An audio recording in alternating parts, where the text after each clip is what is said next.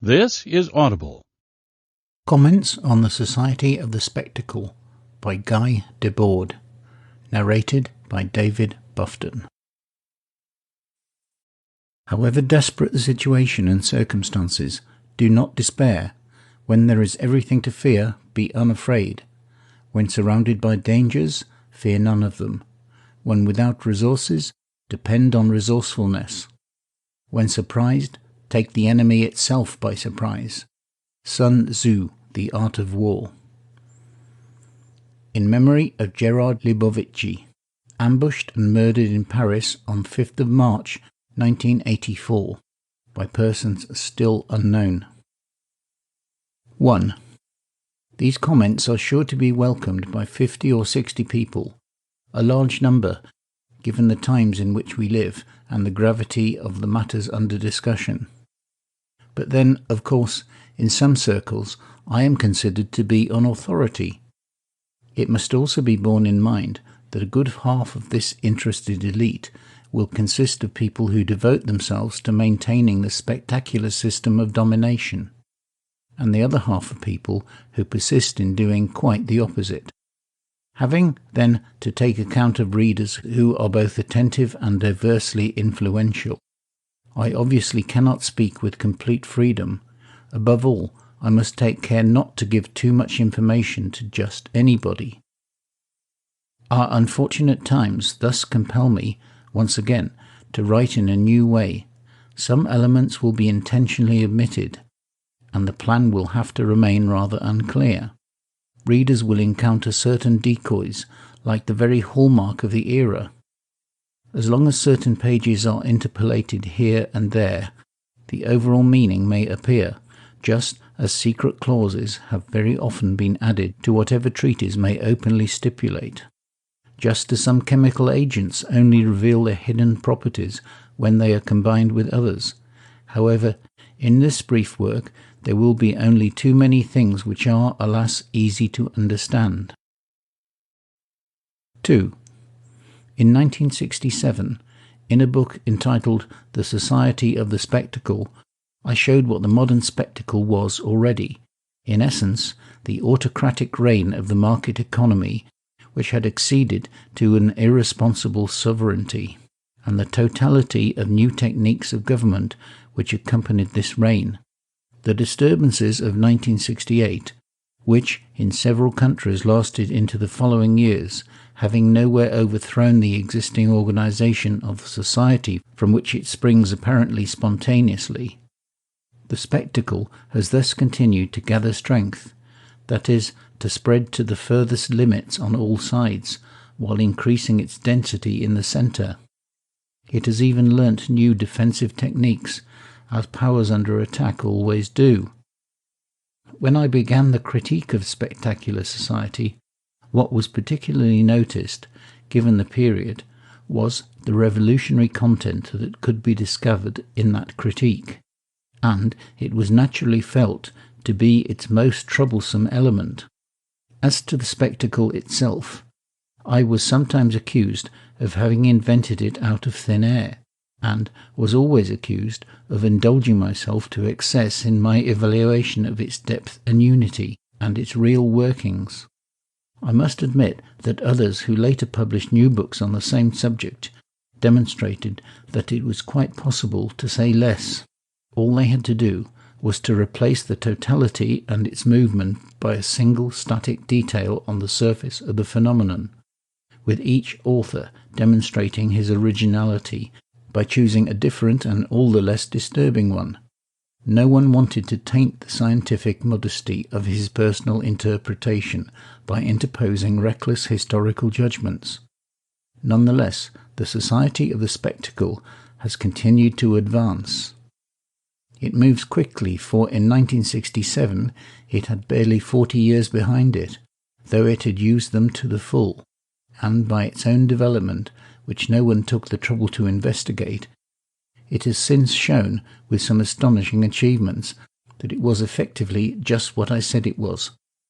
Proving this point has more than academic value, because it is undoubtedly indispensable to have understood the spectacle's unity and articulation as an active force in order to examine the directions in which this force has since been able to travel. These questions are of great interest, for it is under such conditions that the next stage of social conflict will necessarily be played out. Since the spectacle today is certainly more powerful than it was before, what is it doing with this additional power? What point has it reached that it had not reached previously? What, in short, are its present lines of advance?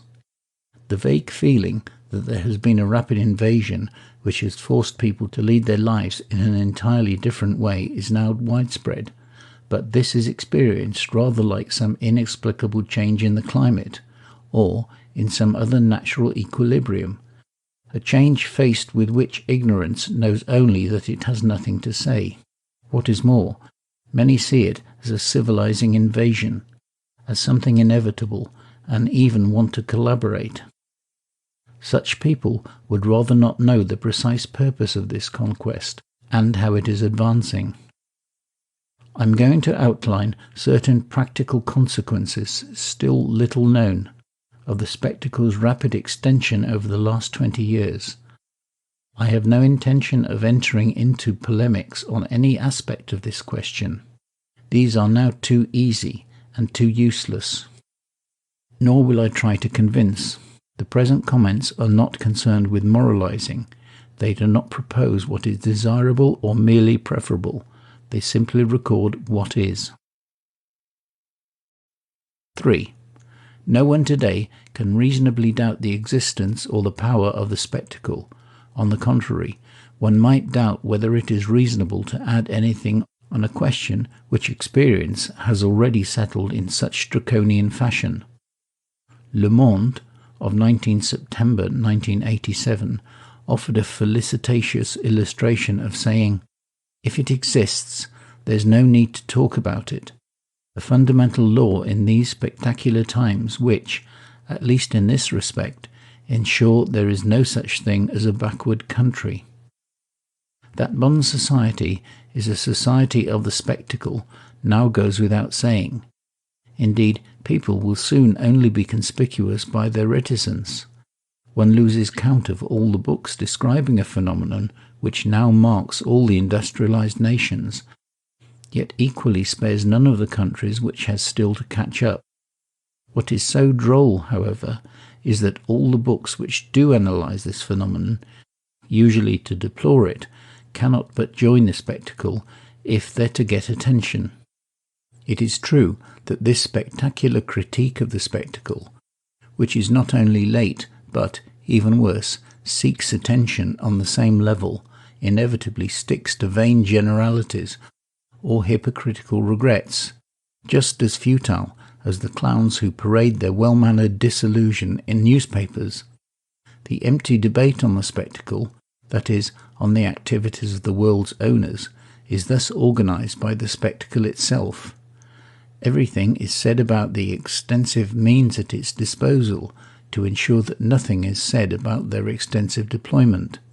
Rather than talk of the spectacle, people often prefer to use the term media, and by this they mean to describe a mere instrument, a kind of public service which, with impartial professionalism, would facilitate the new wealth of mass communication through mass media, a form of communication which has at last attained a unilateral purity, whereby decisions already taken are presented for passive admiration. For what is communicated are orders, and with perfect harmony. Those who give them are also those who tell us what they think of them. Spectacular power, which is so fundamentally unitary, so concentrated by the very weight of things, and entirely despotic in spirit, frequently rails at the appearance in its realm of a spectacular politics, a spectacular justice, a spectacular medicine, and all other similarly surprising examples of media excess. Thus the spectacle would be merely the excesses of the media, whose nature, unquestionably good since it facilitates communication, is sometimes driven to extremes. Often enough society's bosses declare themselves ill-served by their media employees, Often they blame the spectators for the common, almost bestial manner in which they indulge in the media's delights. A virtually infinite number of supposed differences within the media thus serve to screen what is in fact the result of a spectacular convergence, pursued with remarkable tenacity, just as the logic of the commodity reigns over capitalists' competing ambitions, and the logic of war always dominates the frequent modifications in weaponry, so the harsh logic of the spectacle controls the abundant diversity of media extravagances. In all that has happened in the last 20 years, the most important change lies in the very continuity of the spectacle. This has nothing to do with the perfecting of its media instruments, which had already reached a highly advanced stage of development. It means, quite simply, that the spectacle's domination has succeeded in raising a whole generation moulded to its laws. The extraordinary new conditions in which the entire generation has effectively lived constitute a precise and comprehensive summary of all that henceforth the spectacle will forbid, and also all that it will permit. 4. On a theoretical level, I only need to add a single detail to my earlier formulations, albeit one which has far-reaching consequences. In 1967, I distinguished two rival and successive forms of spectacular power, the concentrated and the diffuse. Both of them floated above real society as its goal and its lie. The former, favouring the ideology condensed around a dictatorial personality, had accomplished the totalitarian counter-revolution, fascist as well as Stalinist. The latter, driving wage earners to apply their freedom of choice to the vast range of new commodities now on offer, had represented the Americanization of the world, a process which, in some respects, frightened but also successfully seduced those countries where it had been possible to maintain traditional forms of bourgeois democracy. Since then, a third form has been established, through the rational combination of these two, and on the basis of a general victory of the form which had showed itself stronger, the diffuse. This is the integrated spectacle, which has since tended to impose itself globally. Whereas Russia and Germany were largely responsible for the formation of the concentrated spectacle and the United States for the diffuse form, the integrated spectacle has been pioneered by France and Italy.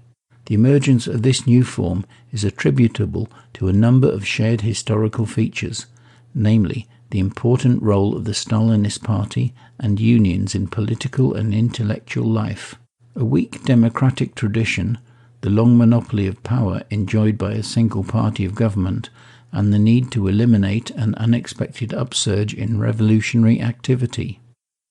The integrated spectacle shows itself to be simultaneously concentrated and diffuse, and ever since the fruitful union of the two has learnt to employ both these qualities on a grander scale.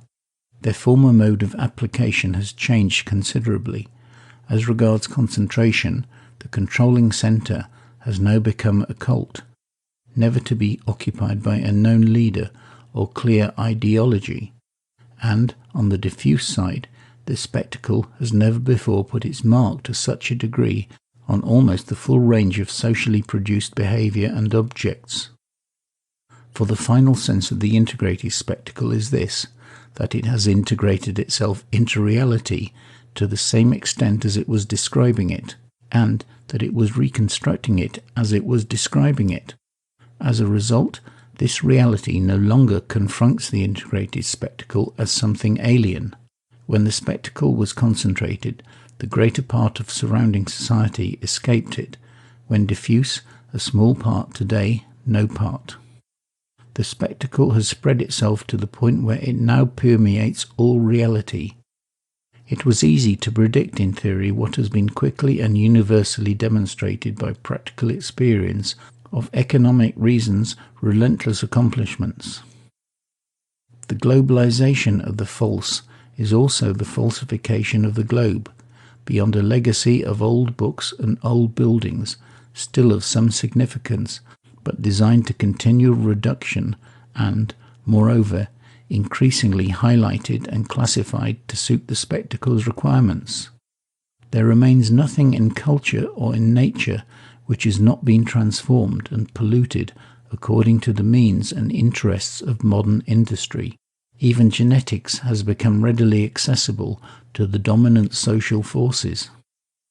Spectacular government, which now possesses all the means necessary to falsify the whole of production and perception, is the absolute master of memories, just as it is the unfettered master of plans which will shape the most distant future. It reigns unchecked.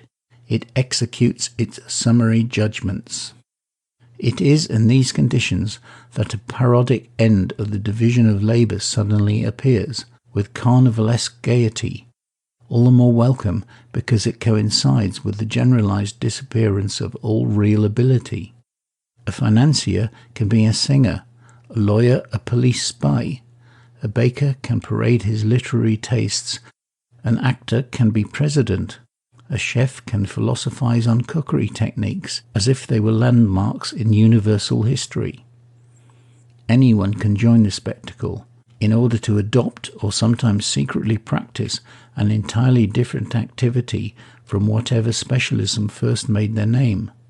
Where media status has acquired infinitely more importance than the value of anything one might actually be capable of doing, it is normal for this status to be readily transferable, for anyone anywhere to have the same right to the same kind of stardom. Most often, these accelerated media particles pursue their own careers in the glow of statutorily guaranteed admiration, but it sometimes happens that the transition to the media provides the cover for several different enterprises, officially independent, but in fact secretly linked by various ad hoc networks, with the result that occasionally the social division of labour, along with a readily foreseeable unity of its application, reappears in quite new forms. For example, one can now publish a novel in order to arrange an assassination. Such picturesque examples also go to show that one should never trust someone because of their job. Yet the highest ambition of the integrated spectacle is still to turn secret agents into revolutionaries, and revolutionaries into secret agents. 5. The society whose modernization has reached the stage of the integrated spectacle is characterized by the combined effect of 5 principal features: incessant technological renewal, integration of state and economy, generalized secrecy, unanswerable lies, and eternal present. Technological innovation has a long history and is an essential component of capitalist society, sometimes described as industrial or post-industrial, but since its most recent acceleration in the aftermath of the Second World War, it has generally reinforced spectacular authority by surrendering everybody to the mercy of specialists, to their calculations, and to the judgments which always depend on them. The integration of state and economy is the most evident trend of the century.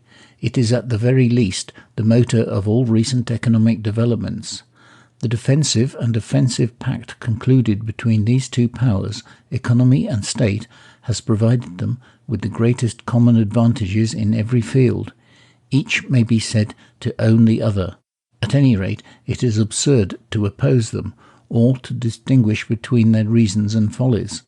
This union, too, has proved to be highly favourable to the development of spectacular domination. Indeed, the two have been indistinguishable from the very start. The other 3 features are direct effects of this domination in its integrated stage.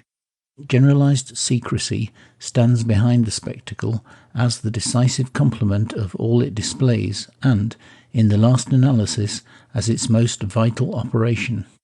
The simple fact of being unanswerable has given what is false an entirely new quality. As a stroke, it is truth, which has almost everywhere ceased to exist, or, at best, has been reduced to the status of pure hypothesis. Unanswerable lies have succeeded in eliminating public opinion, which first lost the ability to make itself heard and then very quickly dissolved altogether. This evidently has significant consequences for politics, the applied sciences, the legal system, and the arts. The manufacture of a present where fashion itself, from clothes to music, has come to a halt, which wants to forget the past and no longer seems to believe in a future, is achieved by the ceaseless circularity of information, always returning to the same short list of trivialities, passionately proclaimed as major discoveries. Meanwhile, news of what is genuinely important, of what is actually changing, comes rarely, and then in fits and starts.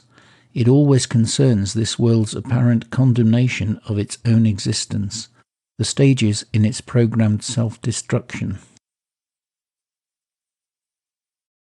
6. Spectacular domination's first priority was to eradicate historical knowledge in general, beginning with just about all rational information and commentary on the most recent past. The evidence for this is so glaring it hardly needs further explanation. With consummate skill, the spectacle organizes ignorance of what is about to happen and, immediately afterwards, the forgetting of whatever has nonetheless been understood. The more important something is, the more it is hidden. Nothing in the last 20 years has been so thoroughly coated in obedient lies as the history of May 1968. Some useful lessons have indeed been learnt from certain demystifying studies of those days. These, however, remain state secrets. In France, it is some 10 years now since a President of the Republic, long ago forgotten, but at the time still basking on the spectacle's surface, naively expressed his delight at knowing that henceforth we will live in a world without memory, where images flow and merge like reflections on the water. Convenient indeed for those in business, and who knows how to stay there. The end of history gives power a welcome break. Success is guaranteed in all its undertakings, or at least the rumour of success. How drastically any absolute power will suppress history depends on the extent of its imperious interests or obligations, and especially on its practical capacity to execute its aims. In the Che Hoang, T had books burned, but he never managed to get rid of all of them. In our own century, Stalin went further. Yet despite the various accomplices he managed to find outside his empire's borders, there remained a vast area of the world beyond the reach of his police, where his schemes could be ridiculed. With its new techniques now adopted globally, the integrated spectacle has done much better. Ineptitude compels universal respect. It is no longer permitted to laugh at it. In any case, it has become impossible to show that one is laughing. History's domination was the totality of events whose consequences would be lastingly apparent, and, thus inseparably, history has knowledge that should endure with aid in understanding, at least in part, what was to come, an everlasting possession. According to Thucydides, in this way history was the measure of genuine novelty. It is in the interests of those who sell novelty at any price to eradicate the means of measuring it. When social significance is attributed only to what is immediate, and to what would be immediate immediately afterwards, always replacing another identical immediacy, it can be seen that the uses of the media guarantee a kind of eternity of noisy insignificance. The precious advantage which the spectacle has acquired through the outlawing of history, from having driven the present past into hiding, and from having made everyone forget the spirit of history within society, is above all the ability to cover its own tracks, to conceal the very progress of its recent world conquest. Its power already seems familiar, as if it had always been there. All usurpers have shared this aim, to make us forget that they have only just arrived. 7. With the destruction of history, contemporary events themselves retreat into a remote and fabulous realm of unverifiable stories, uncheckable statistics, unlikely explanations, and untenable reasoning. For every imbecility presented to the spectacle, there are only the media's professionals to give an answer, with a few respectful rectifications of remonstrations. And they are hardly extravagant. Even with these, for besides their extreme ignorance, their personal and professional solidarity with the spectacle's overall authority and the society expresses make it their duty and their pleasure never to diverge from that authority whose majesty must not be threatened. It must not be forgotten that every media professional is bound by wages and other awards and recompenses to a master, and sometimes to several, and that every one of them knows he is indispensable. All experts serve the state and the media, and only in that way do they achieve their status. Every expert follows his master, for all former possibilities for independence have been gradually reduced to nil by present society's mode of organization. The most useful expert, of course, is the one who can lie. With their different motives, those who need experts are falsifiers and fools. Whenever individuals lose their capacity to see things for themselves, the expert is there to offer an absolute reassurance. Once there were experts in Etruscan art, and competent ones, for Etruscan art was not for sale. But a period which, for example, finds it profitable to fake by chemical means various famous wines, can only sell them if it has created wine experts able to con connoisseurs into admiring their new, more distinctive flavours. Cervantes remarks that under a poor cloak you commonly find a good drinker. Someone who knows his wine may often understand nothing about the rules of the nuclear industry, but spectacular power calculates that if one expert can make a fool of him with nuclear energy, others can easily do the same with wine. And it is well known, for example, that meteorologists forecasting temperature or rainfall for the next 48 hours are severely limited in what they say by the obligation to maintain certain economic, touristic and regional balances, when so many people make so many journeys on so many roads, between so many equally desolate places. Thus they can only try to make their names as entertainers. One aspect of the disappearance of all objective historical knowledge can be seen in the way that individual reputations have become malleable and alterable at will by those who control all information which is gathered, and also, an entirely different matter, information which is broadcast. Their ability to falsify is thus unlimited. Historical evidence which the spectacle does not need to know ceases to be evidence. When the only fame is that bestowed by the grace and favour of a spectacular court, disgrace may swiftly follow. An anti-spectacular notoriety has become something extremely rare. I myself am one of the last people to retain one, having never had any other. But it also became extraordinarily suspect. Society has officially declared itself to be spectacular.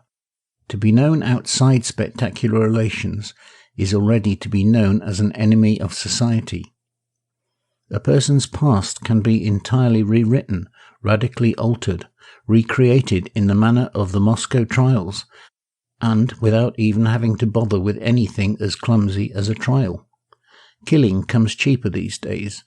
Those who run the spectacle, or their friends, surely have no lack of false witnesses, though they may be unskilled, and how could the spectators who witness the exploits of these false witnesses ever recognize their blunders, or false documents, which are always highly effective?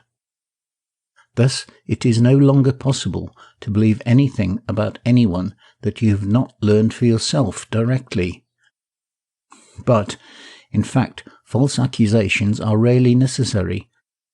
Once one controls the mechanism which operates the only form of social verification to be fully and universally recognized, one can say what one likes. The spectacle proves its arguments simply by going round in circles, by coming back to the start, by repetition, by constant reaffirmation in the only space left where anything can be publicly affirmed and believed, precisely because that is the only thing to which everyone is witness. Spectacular power can similarly deny what it likes, once or 3 times over, and change the subject, knowing full well there is no danger of any riposte in its own space or any other. For the agora, the general community, has gone, along with communities restricted to intermediary bodies or to independent institutions, to salons or cafes, or to workers in a single company. There is no place left where people can discuss the realities which concern them, because they can never lastingly free themselves from the crushing presence of media discourse and of the various forces organized to relay it. Nothing remains of the relatively independent judgment of those who once made up the world of learning. For those, for example, who used to base their self-respect on their ability to verify, to come close to an impartial history of facts, or at least to believe that such a history deserved to be known, there is no longer even any incontestable bibliographical truth, and the computerized catalogues of national libraries are well equipped to remove any residual traces.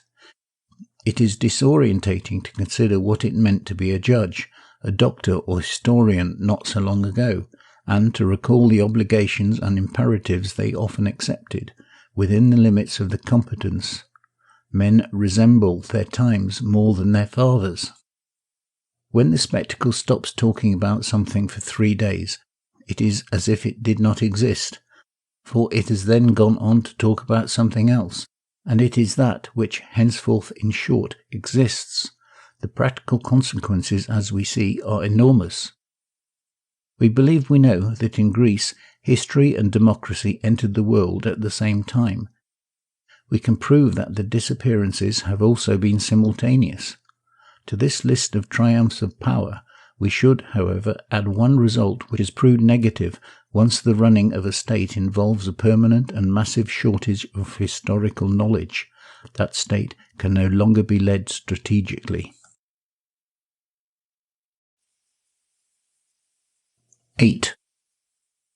Once it attains the stage of the integrated spectacle, self-proclaimed democratic society seems to be generally accepted as the realization of a fragile perfection, so that it must no longer be exposed to attacks, being fragile, and indeed it is no longer open to attack.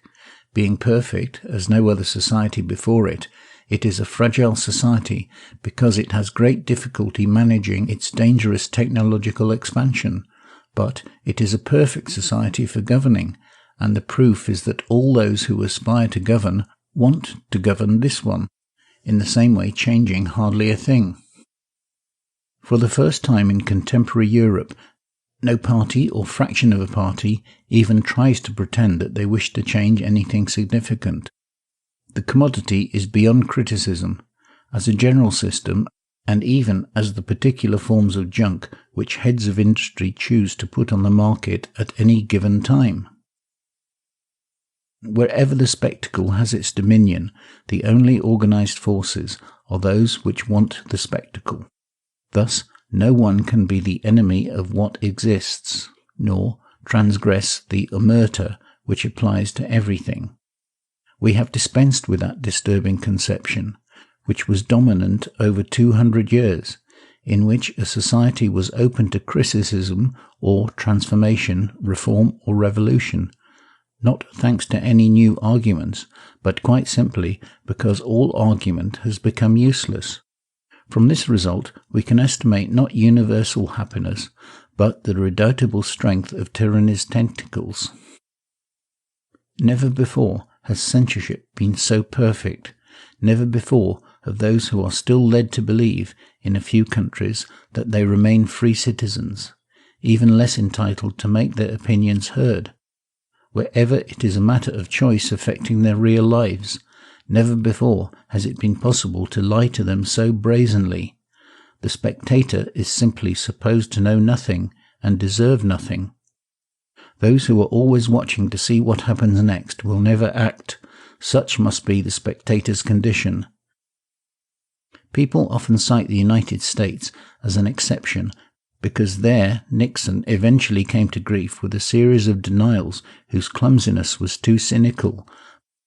But this entirely local exception, for which there were some old historical causes, clearly no longer holds true, since Reagan has recently been able to do the same thing with impunity. Many things may be unauthorized, everything is permitted. Talk of scandal is thus archaic. The most profound summing up of the period, which the whole world entered shortly after Italy and the United States, can be found in the words of a senior Italian statesman, a member simultaneously of both the official government and the parallel government. P2, Poter due. Once there were scandals, but not any more. In the 18th Brumaire of Louis Bonaparte, Marx described the state's encroachment upon Second Empire France, then blessed with 500,000 bureaucrats, everything was, made a subject for governmental activity, whether it was a bridge, a schoolhouse, the communal property of a village community, or the railways, the national wealth, and the National University of France.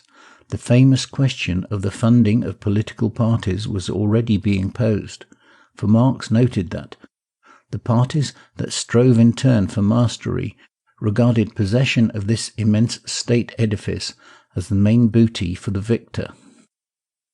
Yet this may nonetheless sound somewhat bucolic and out of date, at a time when the state's speculations involve new towns and motorways, channel tunnels and nuclear energy, oil wells and computers, the administration of banks and cultural centres, the modifications of the audio-visual landscape and secret arms exports, property speculation and pharmaceuticals, agribusiness and hospitals, military credits and the secret funds of the ever-expanding departments charged with running society's numerous defence services. But Marx, unfortunately, remains all too up-to-date when in the same book he describes a government which, rather than deciding by night and striking by day, decides by day and strikes by night.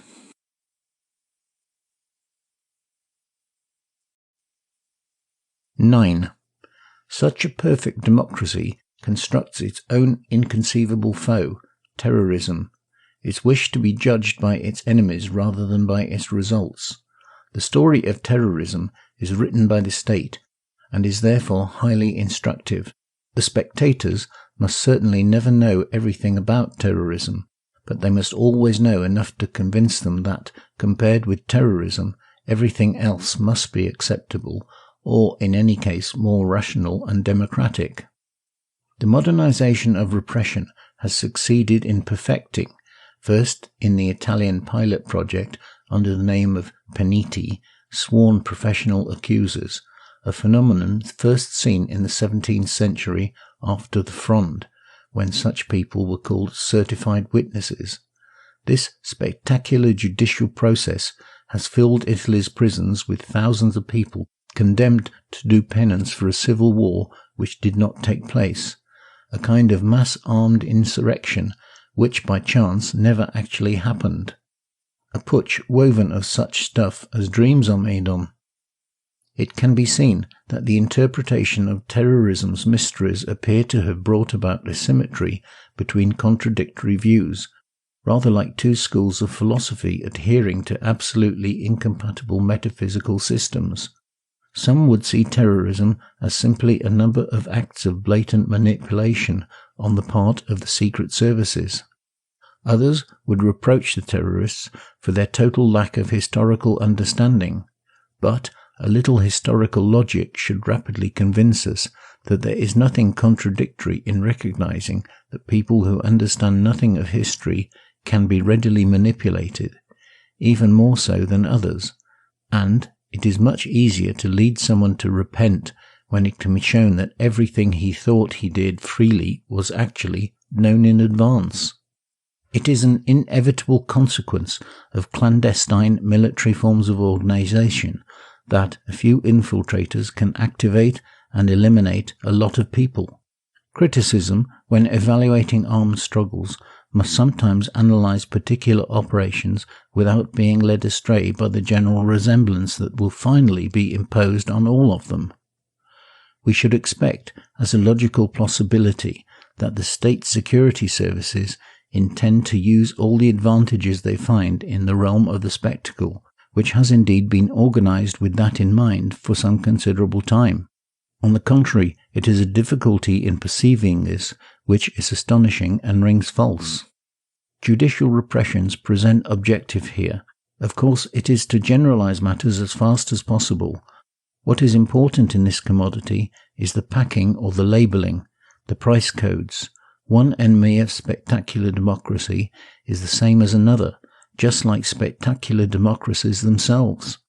Thus there must be no right of asylum for terrorists, and even those who have not yet been accused of being terrorists can certainly become them, with extradition swiftly following.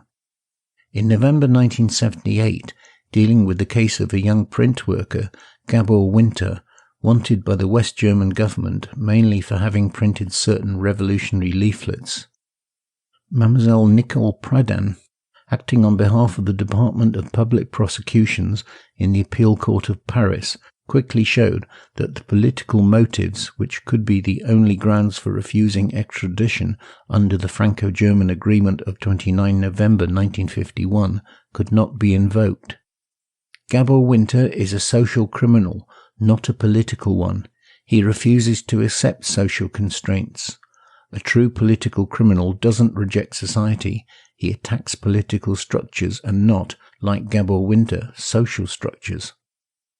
The notion of acceptable political crime only became recognized in Europe once the bourgeoisie had successfully attacked previous social structures.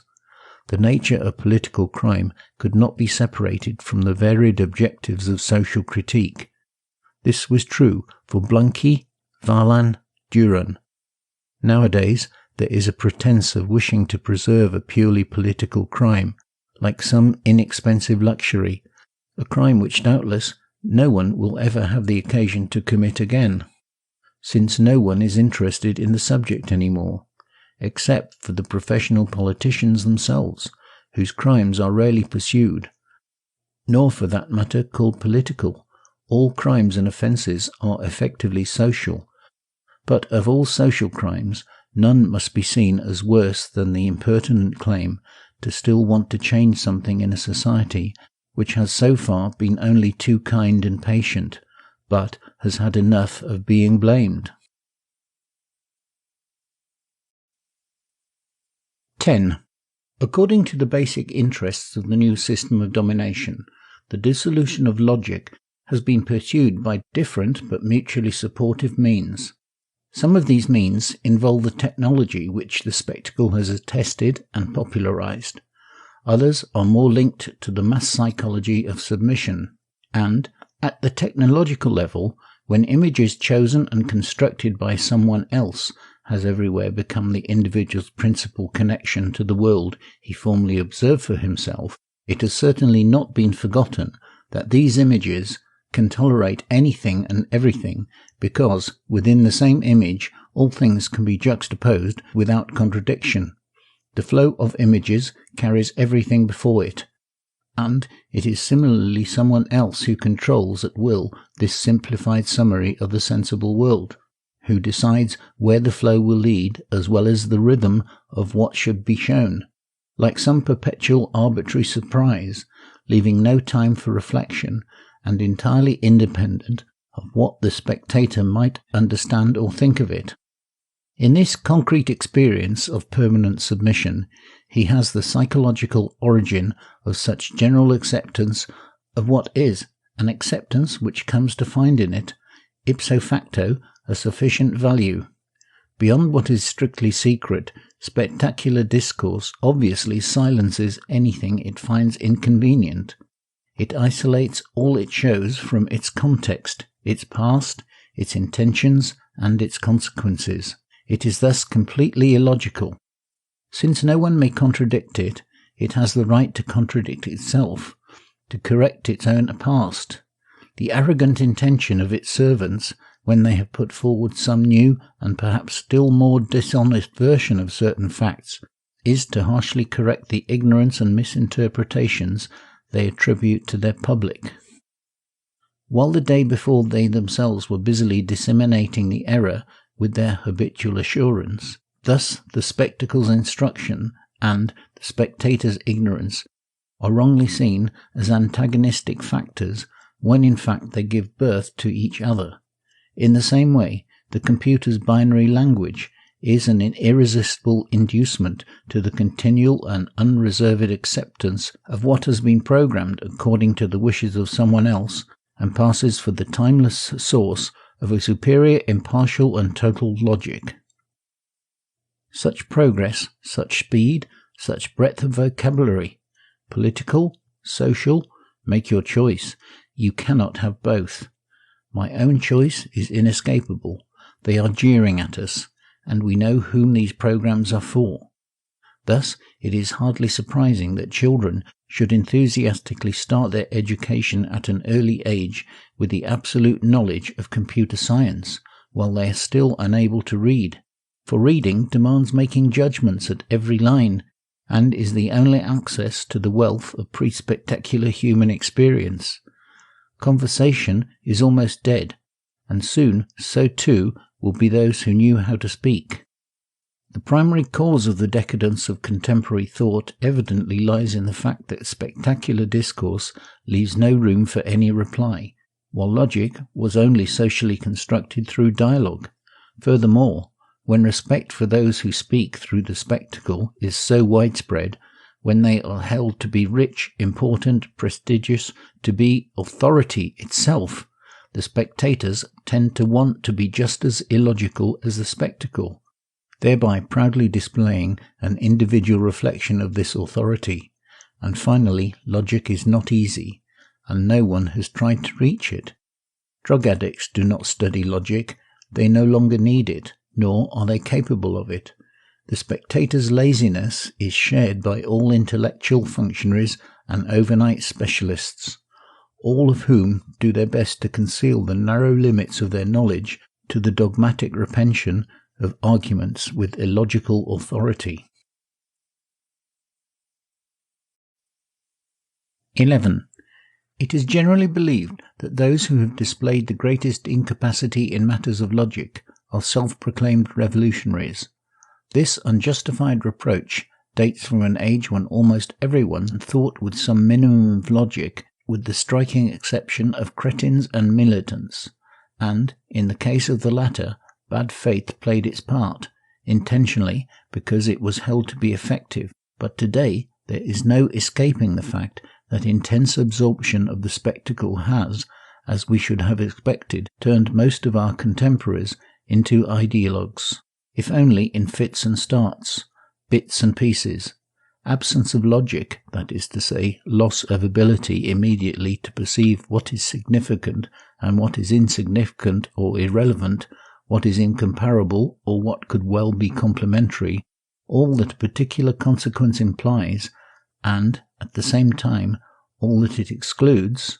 High doses of this disease have been intentionally injected into the population by the spectacles and aesthetics, resuscitators. Rebels have certainly not been any more illogical than passive victims.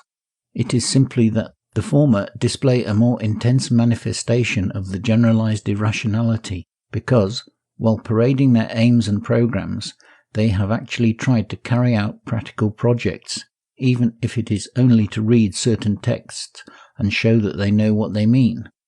They have committed themselves to overcoming logic, even at the level of strategy, which is precisely the entire operational field of the dialectical logic of conflicts.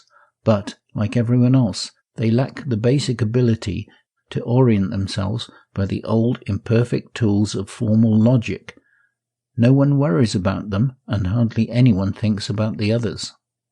The individual who has been more deeply marked by this impoverished spectacular thought than by any other aspect of his experience puts himself at the service of the established order right from the start, even though subjectively he may have had quite the opposite intention.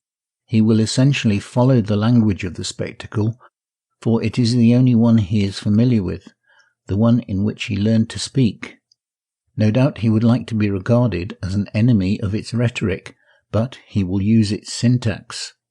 This is one of the most important aspects of the spectacular domination success.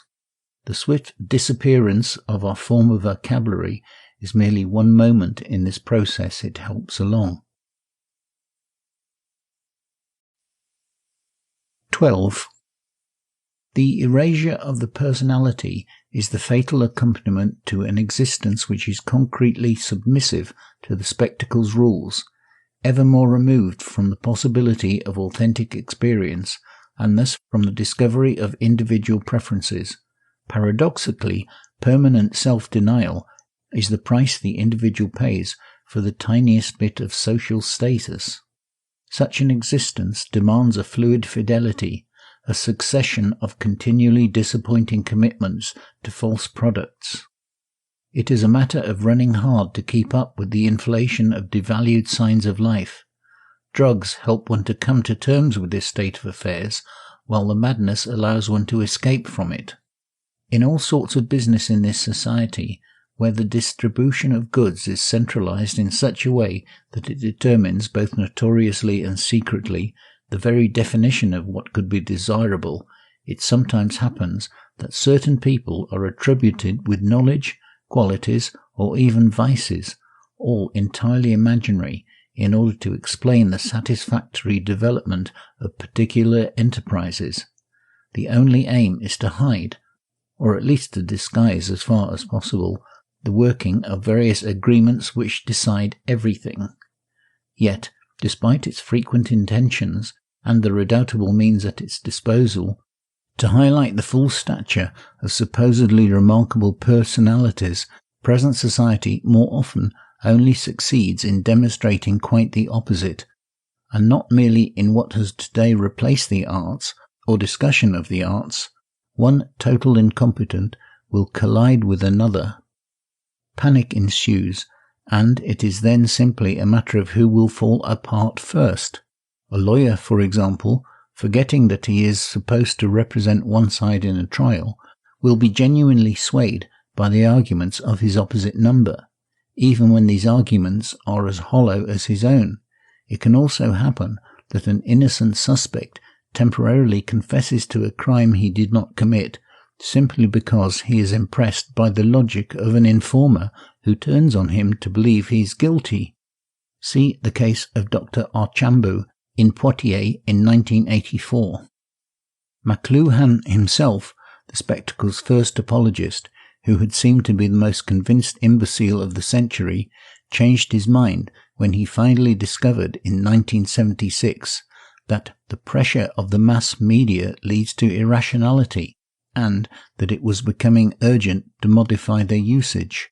The sage of Toronto had formerly spent several decades marvelling at the numerous fathoms created by a global village, instantly and effortlessly accessible to all.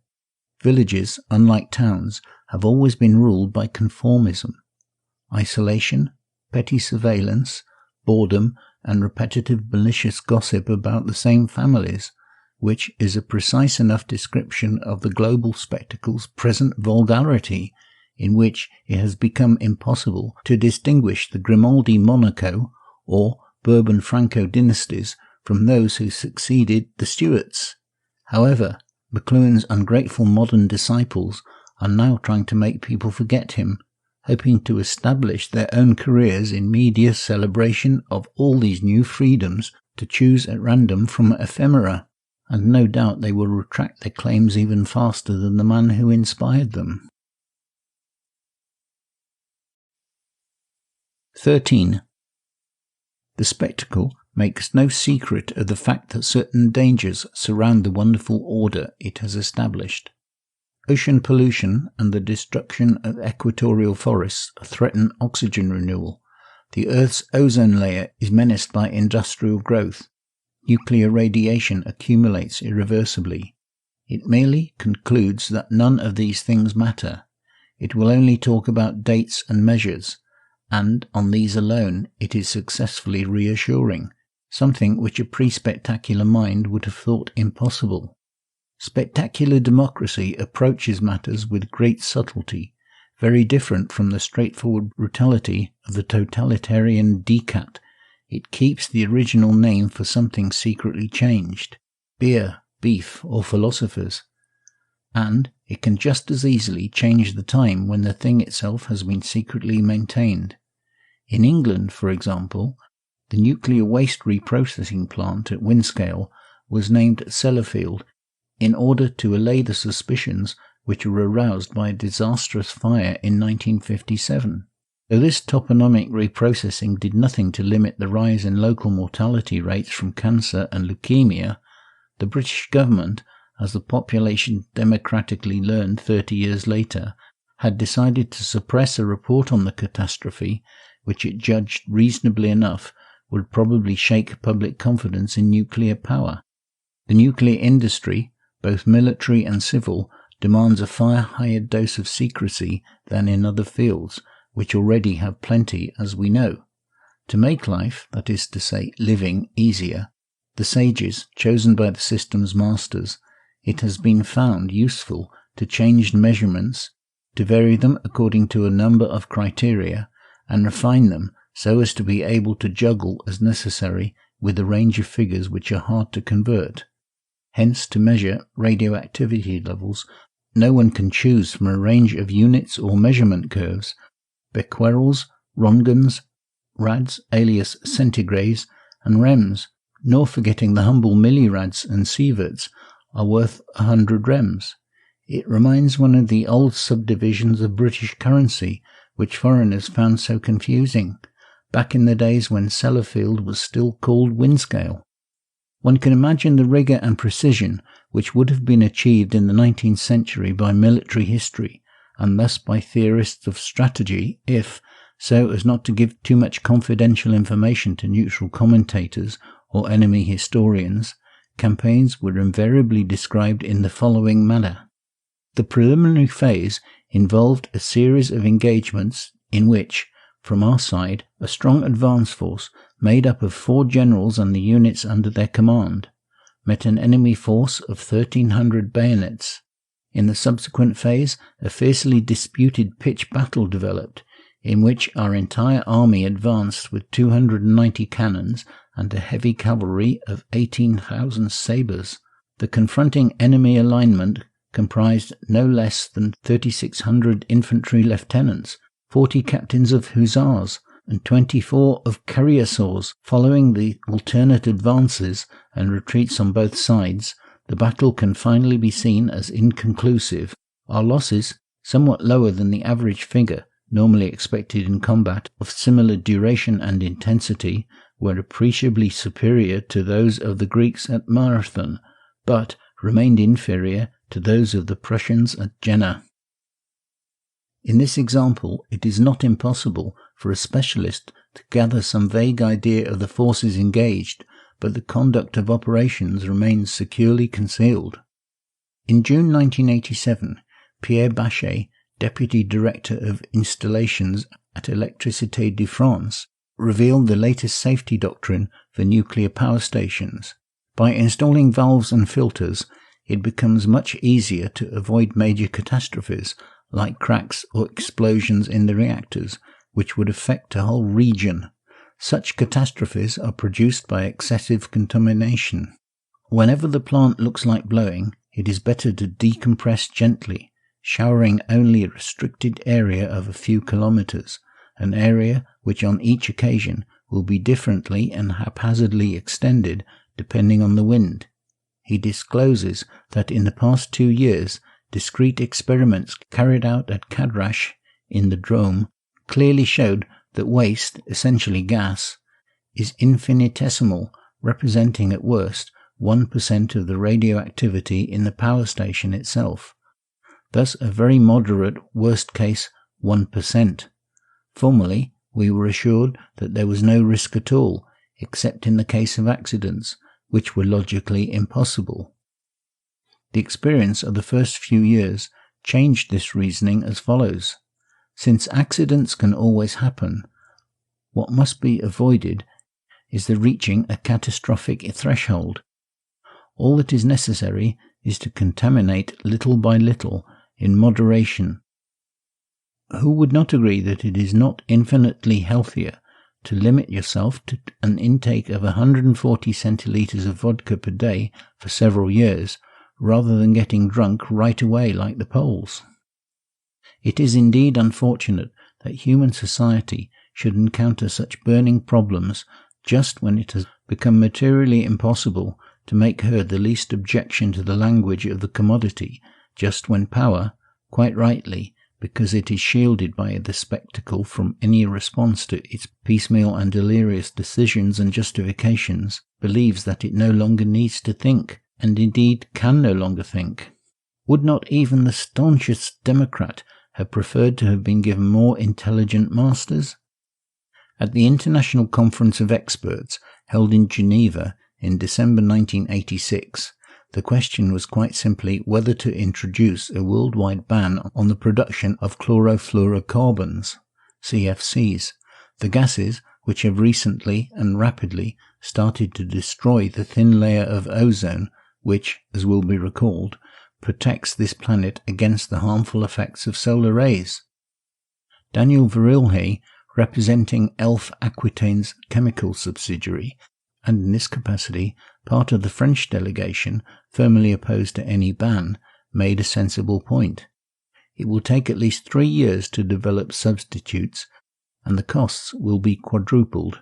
As we know, this fugitive ozone layer, so high up, belongs to no one and has no market value. This industrial strategist could thus show his opponents the extent of their inexplicable disregard for economics. It is highly dangerous to base an industrial strategy on environmental imperatives. Those who not long ago had embarked on a critique of political economy by defining it as the final denial of humanity were not mistaken. This will be seen as its defining characteristic. 14.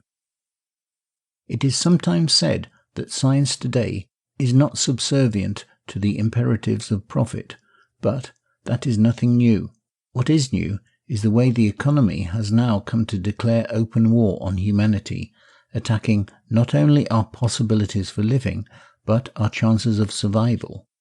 It is here that science, renouncing the opposition to slavery that formed a significant part of its own history, has chosen to put itself at the service of spectacular domination.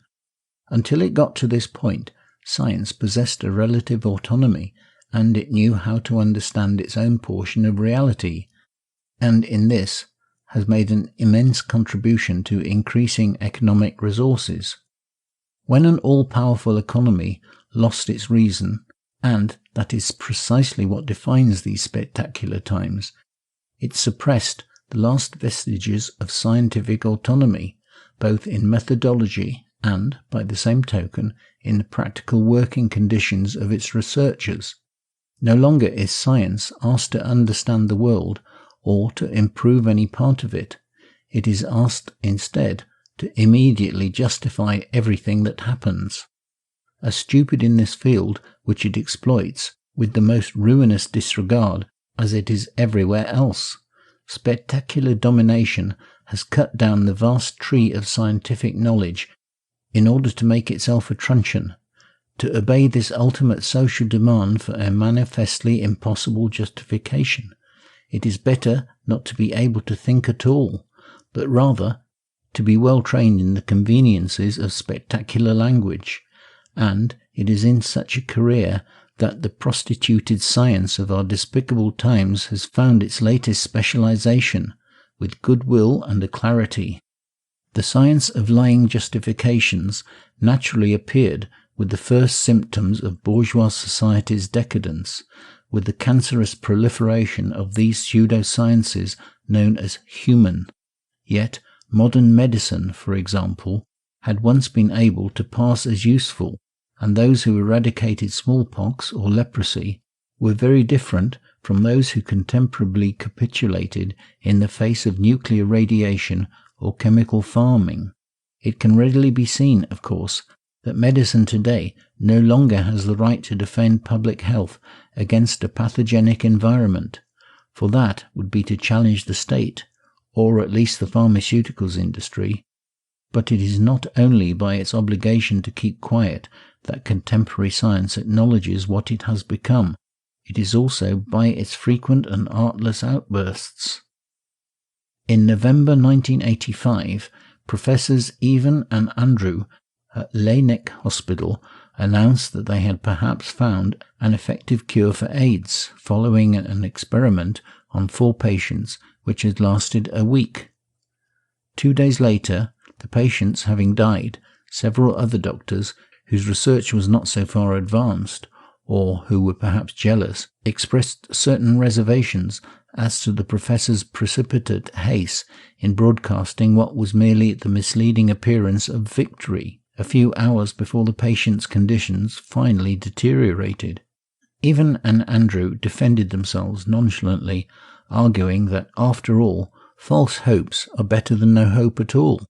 Their ignorance was too great for them to recognize this argument as a precise and complete disavowal of the spirit of science, as the one which had historically always served to endorse the profitable daydreams of charlatans and sorcerers, long before such people were put in charge of hospitals. When official science has come to such a pass, like all the rest of the social spectacle, that for all its materially modernized and enhanced presentation is merely reviving the ancient techniques of fairground mountebanks, illusionists, brokers, and stool pigeons, it is not surprising to see a similar and widespread revival of the authority of seers and sects, of vacuum-packed Zen or Mormon theology. Ignorance, which has always served the authorities well, has also been exploited by ingenious ventures on the fringes of the law. And what better moment than one where illiteracy has become so widespread? But this reality, in turn, is denied by a new display of sorcery. From its inception, UNESCO had adopted a very precise scientific definition of the illiteracy which it strove to combat in backward countries. When the same phenomenon was unexpectedly seen to be returning, but this time in the so-called advanced nations, rather in the way that the one that was waiting for Grouchy instead saw Bulcher join the battle, it was simply a matter of calling the guard of experts. They carried the day with a single unstoppable assault, replacing the word illiteracy by language difficulties, such as a false patriot can sometimes arrive at an opportune moment to support a good national cause, and to ensure that the pertinence of this neologism was between pedagogues carved in stone. A new definition was quickly handed round, as if it had always been accepted, according to which, while the illiterate was, as we know, someone who had never learnt to read, those with language difficulties in the modern sense are, on the contrary, people who had learned to read, and had even learnt better than before. Cooley proposed the more gifted official theorists and historians of pedagogy, but who had by chance immediately forgotten again.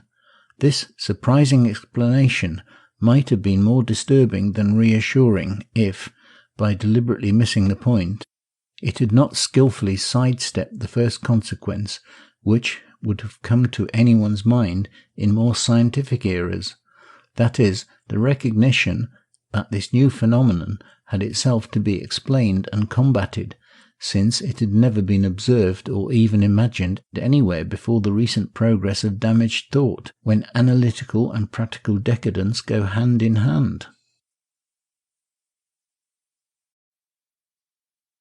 15.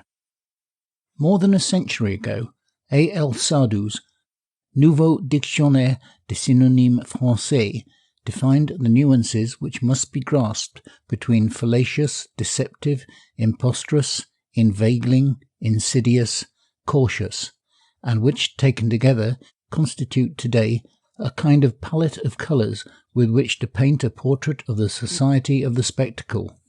It was beyond the scope of his time and his specialist experience to distinguish with equal clarity the related but very different meanings of the perils normally expected to be faced by any group which practices subversion, following, for example, this progression: misguided, provoked, infiltrated, manipulated, taken over, subverted.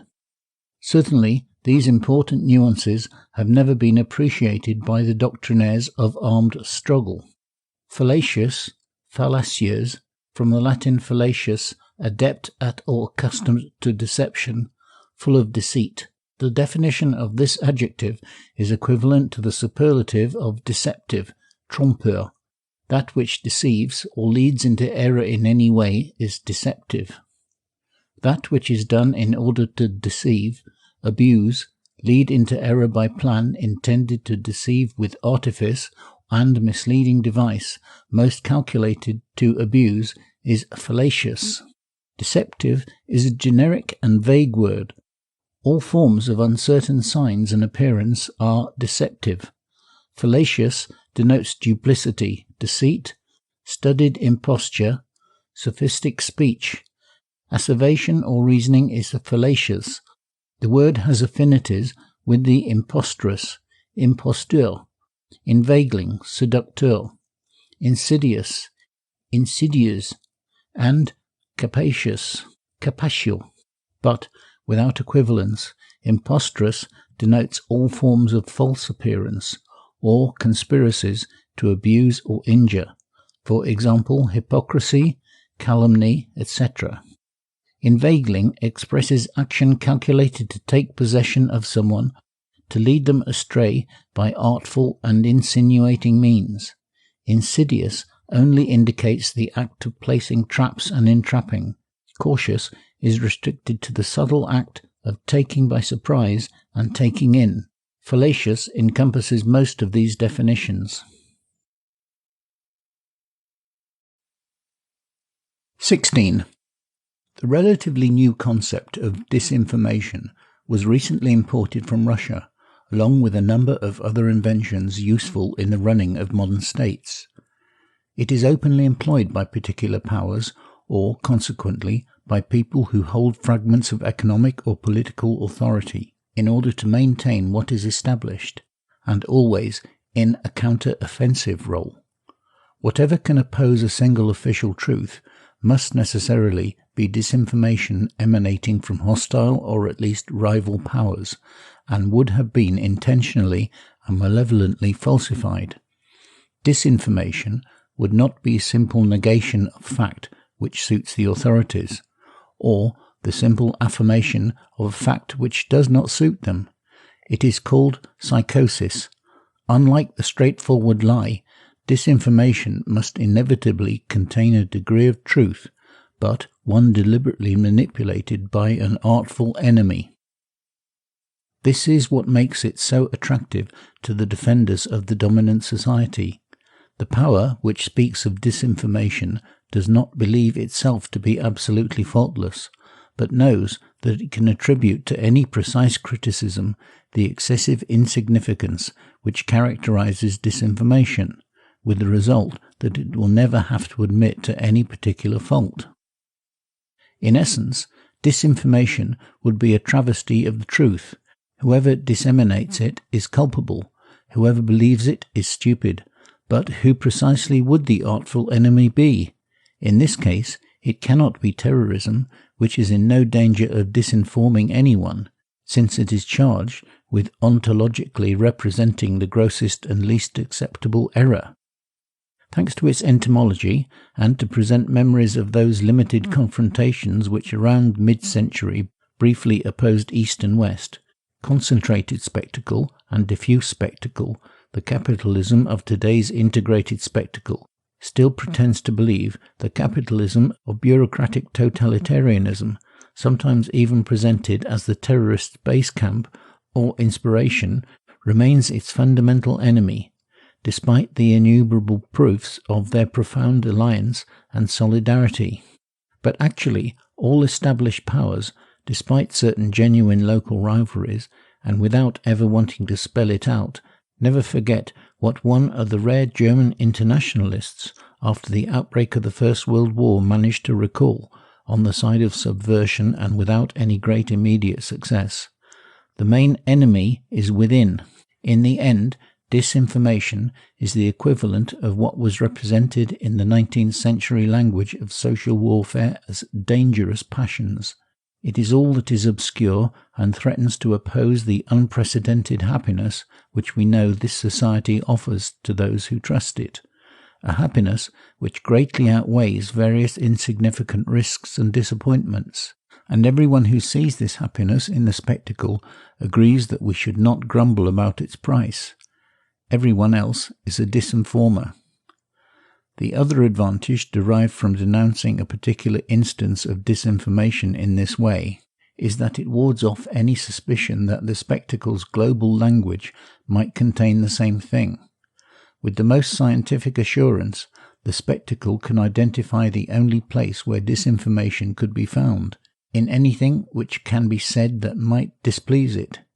It is doubtless by mistake, unless it be a deliberate decoy, that a project was recently set in motion in France to place a kind of official label on some parts of the media guaranteeing them free from disinformation.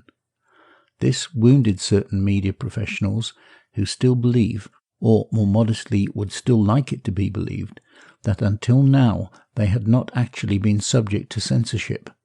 But the concept of disinformation must never be used defensively, still less as part of a static defense. Building a great wall or Maginot Line around an area supposedly out of bounds to disinformation. There must be disinformation, and it must be something fluid and potentially ubiquitous. Where the language of the spectacle is not under attack, it would be foolish to defend it, and the concept would wear out very fast indeed if one were to try to defend it against all the evidence on points which ought, on the contrary, to be kept from public view. Moreover, the authorities have no real need to guarantee that any particular information does not contain disinformation, nor have they the means to do so. They are not respected to that extent, and would only draw down suspicion on the information concerned. The concept of disinformation is only valid for counter-attack. It must be kept in reserve, then rapidly thrown into the fray to drive back any truth which has managed to get through.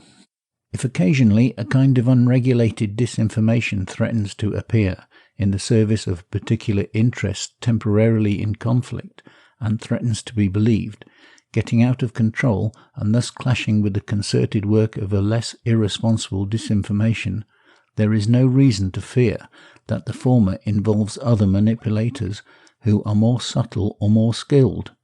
It is simply because disinformation now spreads in a world where there is no room for verification. The confusionist concept of disinformation is pushed to the limelight immediately to refute, by its very name, any criticism that has failed to eliminate the diverse agencies of the organization of silence. For example, it could one day be said, should this seem desirable, that this text was an attempt to disinform about the spectacle, or indeed, since it is the same thing, that it was a piece of disinformation harmful to democracy. Contrary to its spectacular definition, the practice of disinformation can only serve the state here and now under its direct command, or at the initiative of those who uphold the same values. Disinformation is actually inherent in all existing information, and indeed is its main characteristic. It is only named where passivity must be maintained by intimidation. Where disinformation is named, it does not exist. Where it exists, it is not named. When there were still conflicting ideologies which claimed to be for or against some recognized aspect of reality, there were fanatics and liars, but there were no disinformers.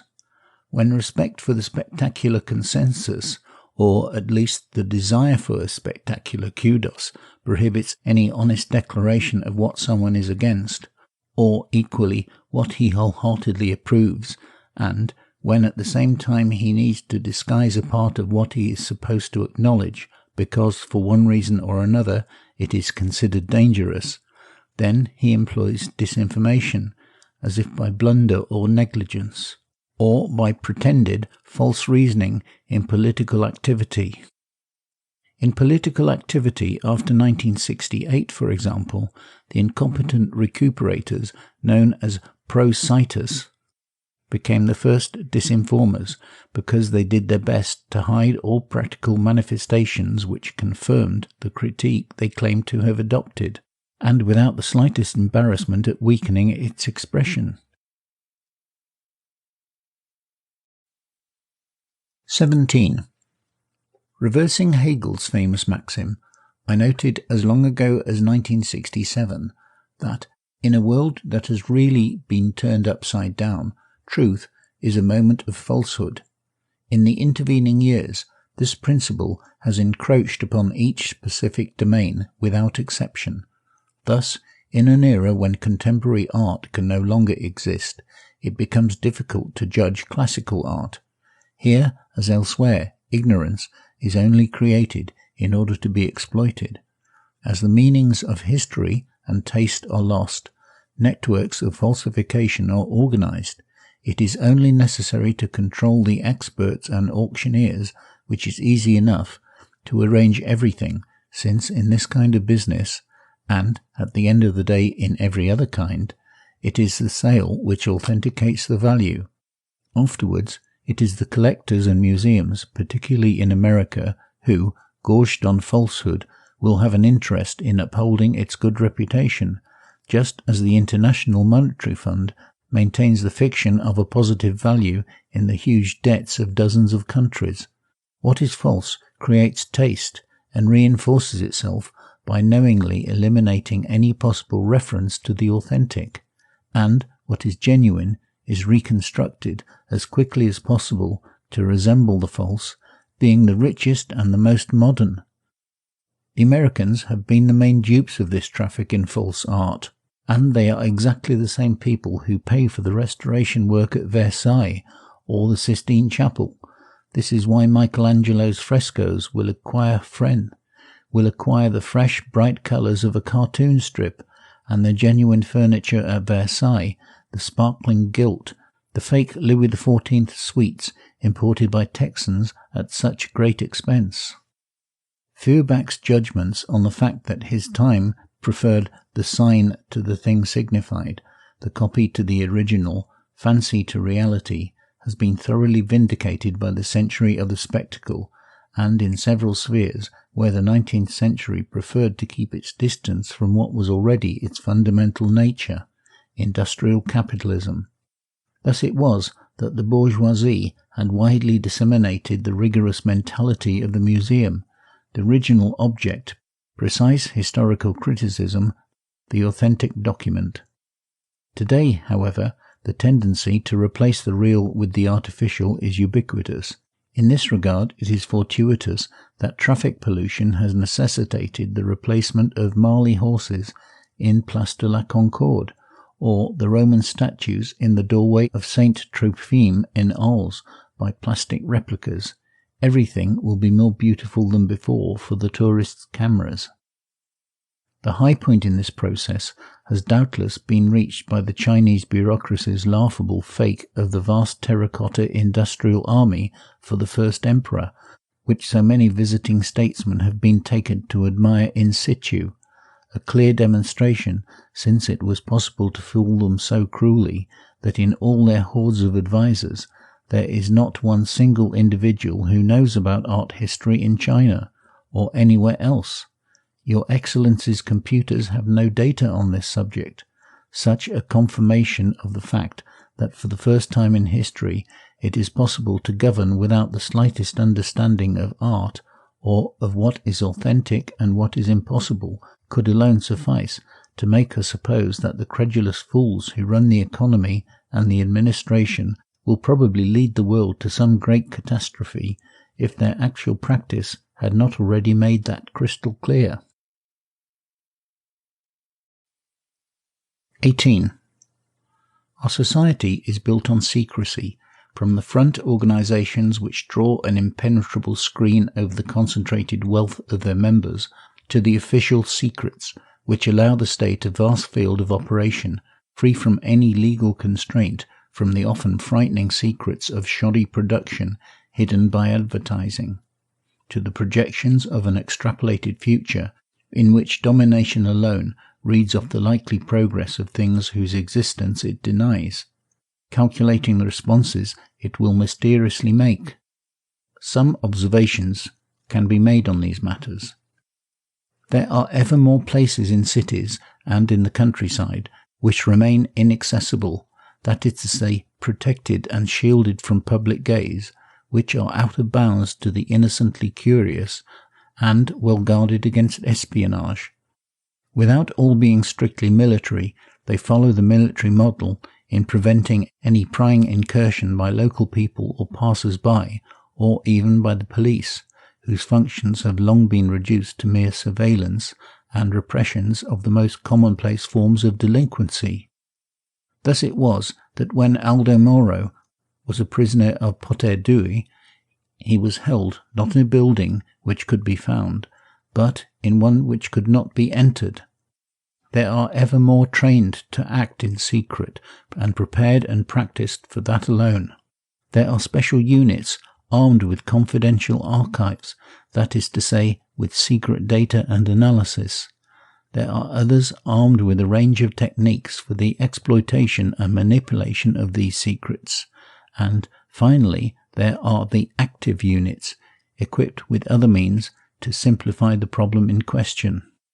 The resources allocated to these specialists in surveillance and influence continues to increase, while general circumstances favour them more by the year.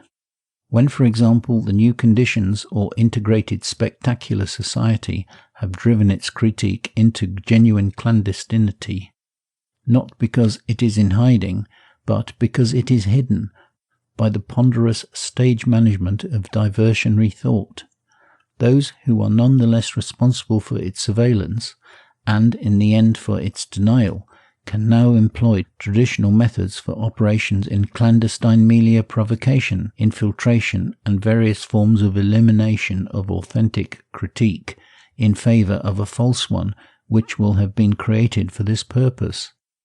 When the spectacle's general imposture is enriched, and recourse to 1,000 individual impostures, uncertainty grows at every turn.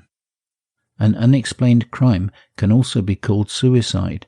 In prison, as elsewhere, the collapse of logic allows trials and inquiries which soar into irrationality and which are frequently falsified, right from the start through absurd autopsies performed by extraordinary experts.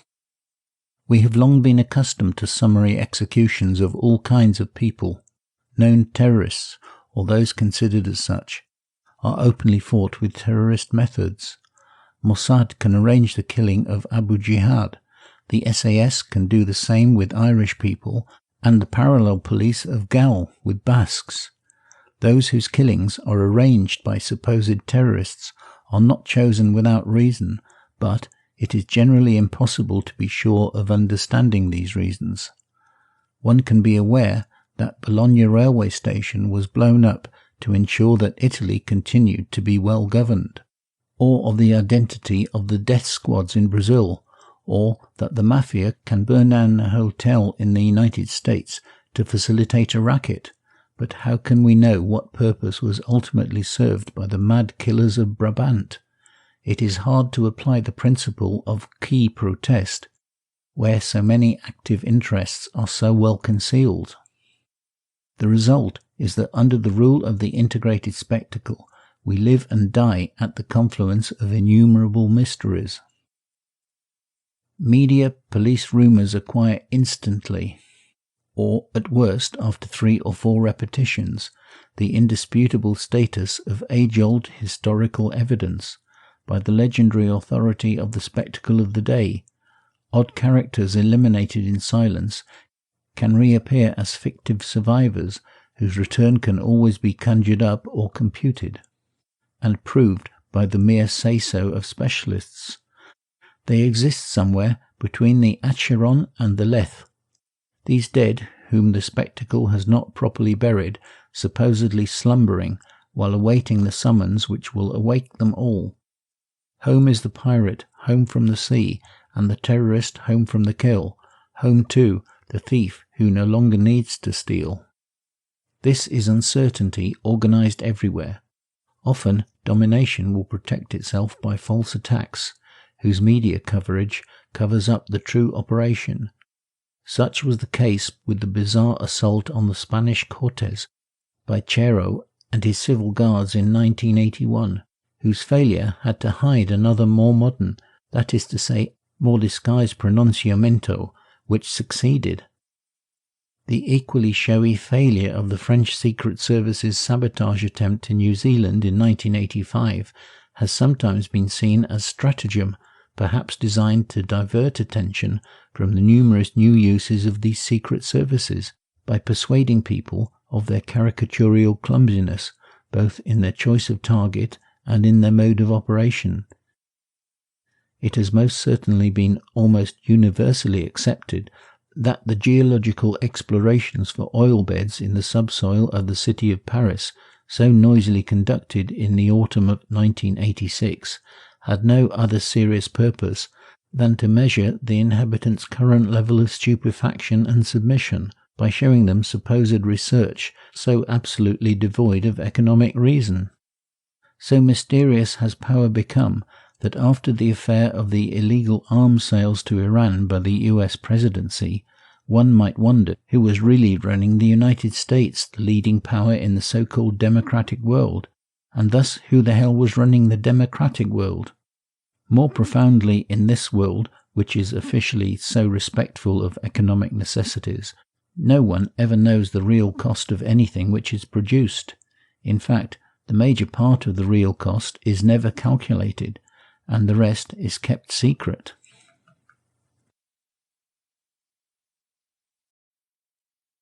(19) At the beginning of 1988, a certain General Noriega suddenly became world famous. He was the unofficial dictator of Panama, a country without an army, where he commanded the National Guard. Panama is not really a sovereign state. It was dug out for its canal, rather than the reverse. Its currency is the dollar, and the army which runs it is similarly foreign. Noriega has thus devoted his entire career, precisely like Jaruzelski in Poland, to serving the occupying power as its chief of police. He imported drugs into the United States, since Panama was not bringing him sufficient revenue, and exported his Panamanian capital to Switzerland. He had worked with the CIA against Cuba and, to provide adequate cover for his business activities, had also denounced some of his rivals in the import trade to the US authorities, obsessed as they are with this problem. To the envy of Washington, his chief security advisor was the best on the market, Michael Harari, a former officer with Mossad, the Israeli Secret Service. When the Americans finally decided to get rid of this character, some of their courts having carelessly condemned him, Noriega proclaimed that he was ready to defend himself for 1,000 years against foreigners and against his own rebellious people in the name of anti-imperialism. He quickly received public support from the more austere bureaucratic dictators in Cuba and Nicaragua. Far from being a peculiarly Panamanian phenomenon, this General Noriega, who sells everything and fakes everything, in a world which does precisely the same thing, was altogether a perfect representative of the integrated spectacle, and of the success it allows the assorted managers of its internal and external politics. A sort of statesman in a sort of state, a sort of general, a capitalist. He is the very model of our modern prince, and of those destined to come to power and stay there. The most able resemble him closely. It is not Panama which produces such marvels, it is our times. 20.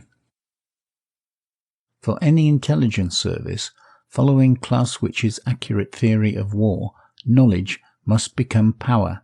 From this, these services derive their contemporary prestige, their peculiarly poetic quality, whilst intelligence itself has been so thoroughly expelled from the spectacle, which prohibits action and says very little about the actions of others.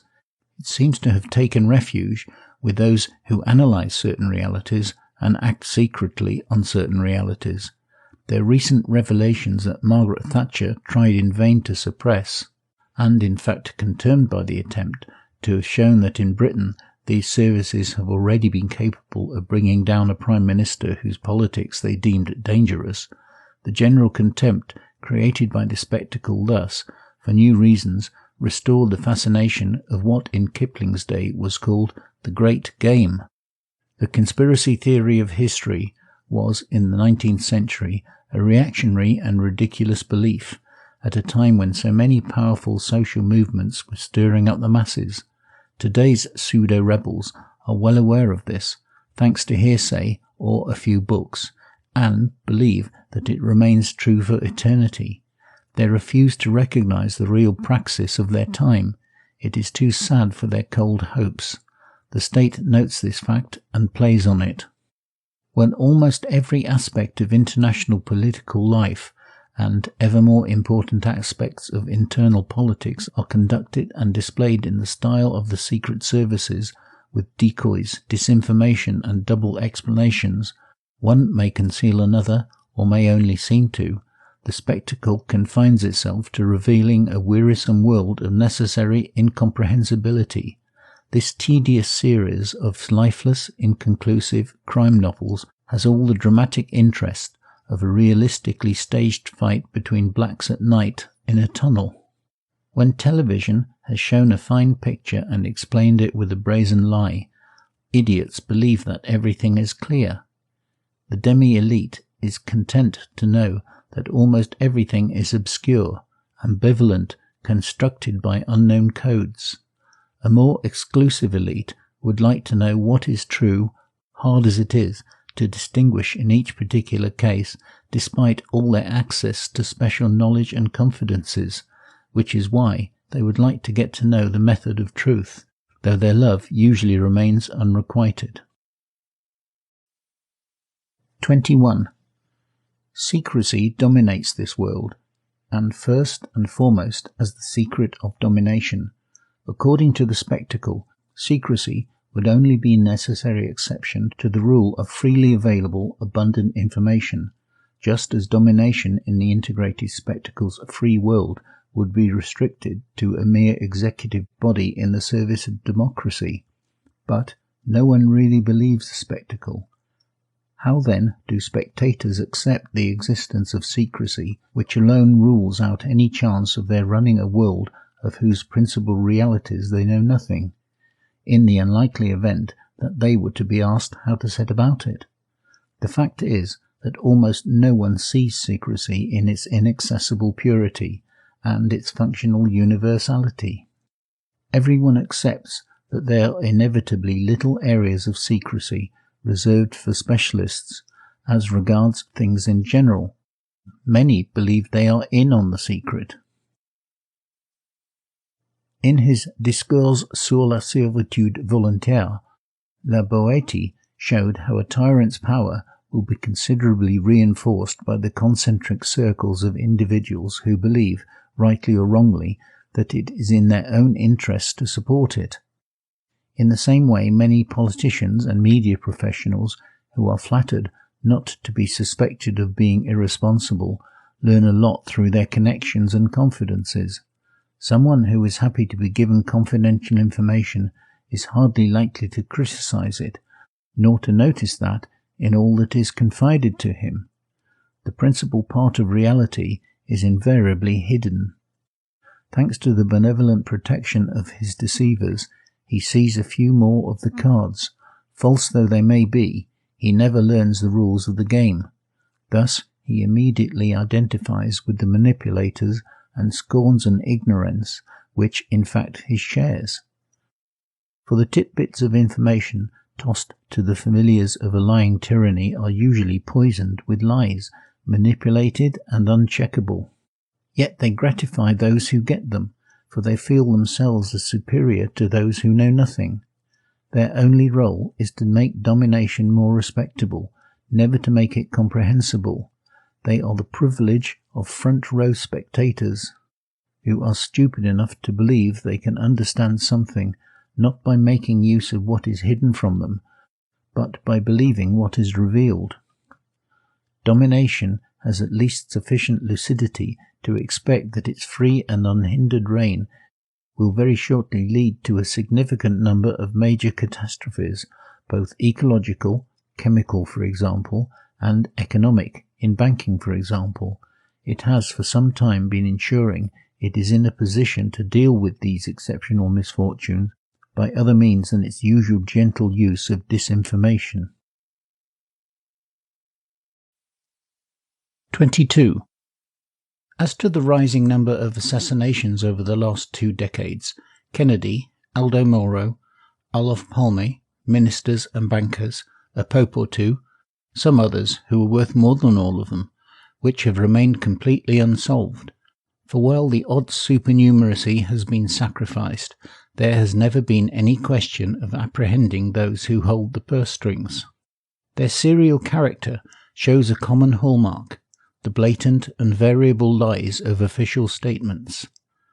The syndrome of this newly established societal disease has quickly spread, and, if following the first documented cases, it moved down from the summits of the state, the traditional sphere for such crimes, and at the same time moved up from the lower depths, the other traditional locale for trafficking and protection rackets, where this kind of war has always gone on between professionals. These activities tend to meet up in the middle of social affairs, a place which the state was prepared to frequent and which the mafia was pleased to reach. Thus a kind of confluence begins.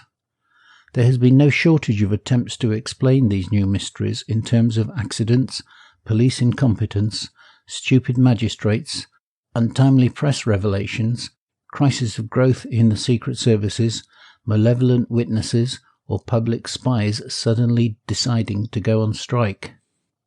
But Edgar Allan Poe had already discovered the real path to truth in a well-known argument in The Murders in the Rue Morgue.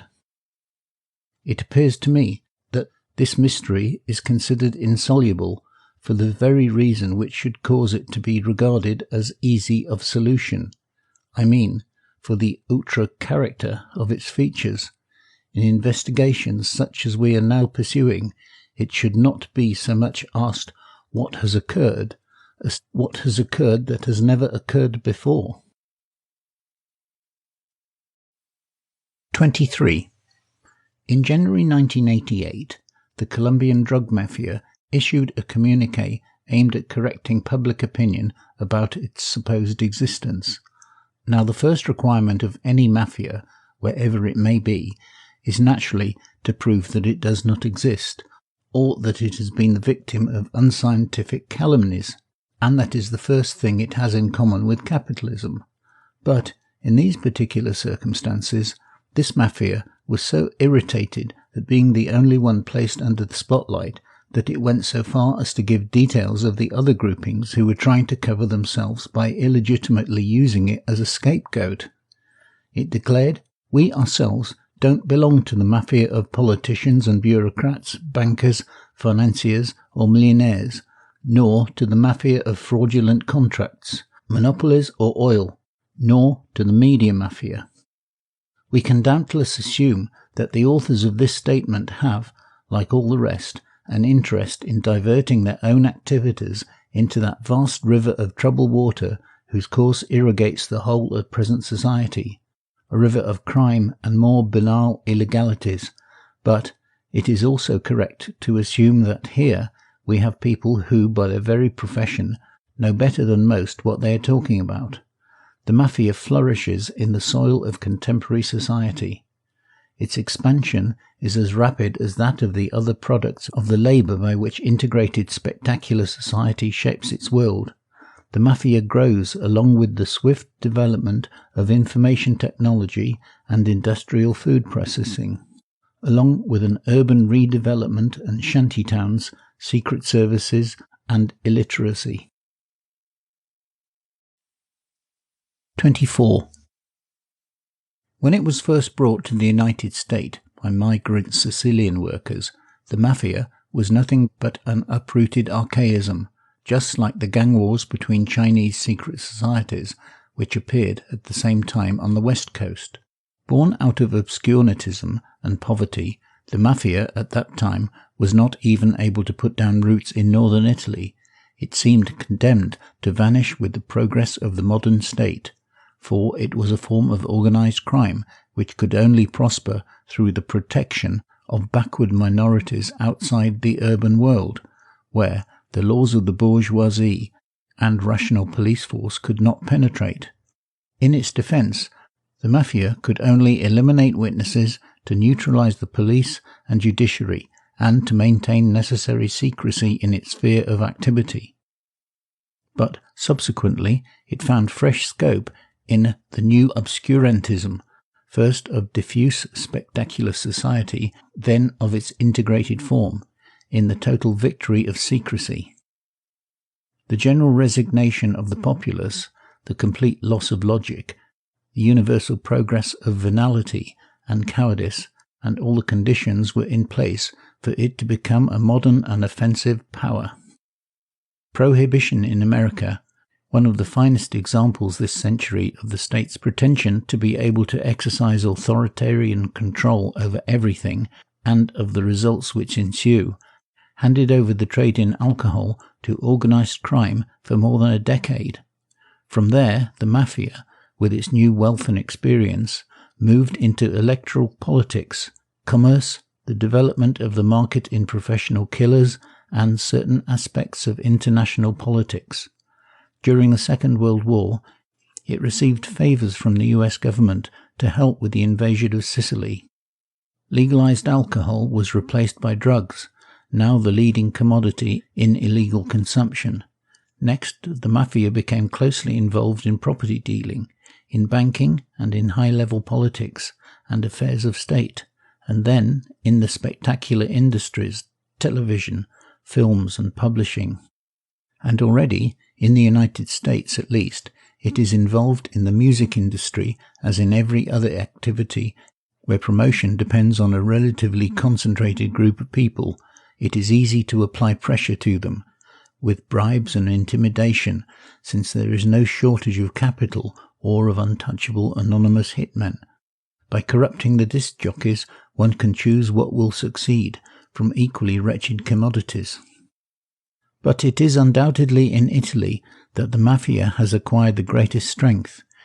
In the wake of its experience and conquests in America, since the period of its historic compromise with the parallel government, it has been able to kill magistrates and police chiefs with impunity, a practice it inaugurated through its participation in the displays of political terrorism.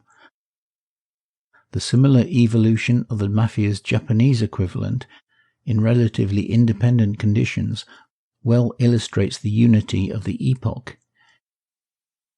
It is also a mistake to try to explain something by opposing mafia and state. They are never rivals. Theory easily verifies what all the rumours in practical life have all too easily shown. The mafia is not an outsider in this world. It is perfectly at home. Indeed, in the integrated spectacle, it stands as the model of all advanced commercial enterprises. 25. With the new conditions which now predominate in a society crushed under the spectacle's iron heel, we know, for example, that a political assassination can be presented in another light, can, in a sense, be screened. Everywhere the mad are more numerous than before. But what is infinitely more useful is that they can be talked about madly. And it is not some kind of reign of terror which forces such explanations on the media. On the contrary, it is the peaceful existence of such explanations which should cause terror.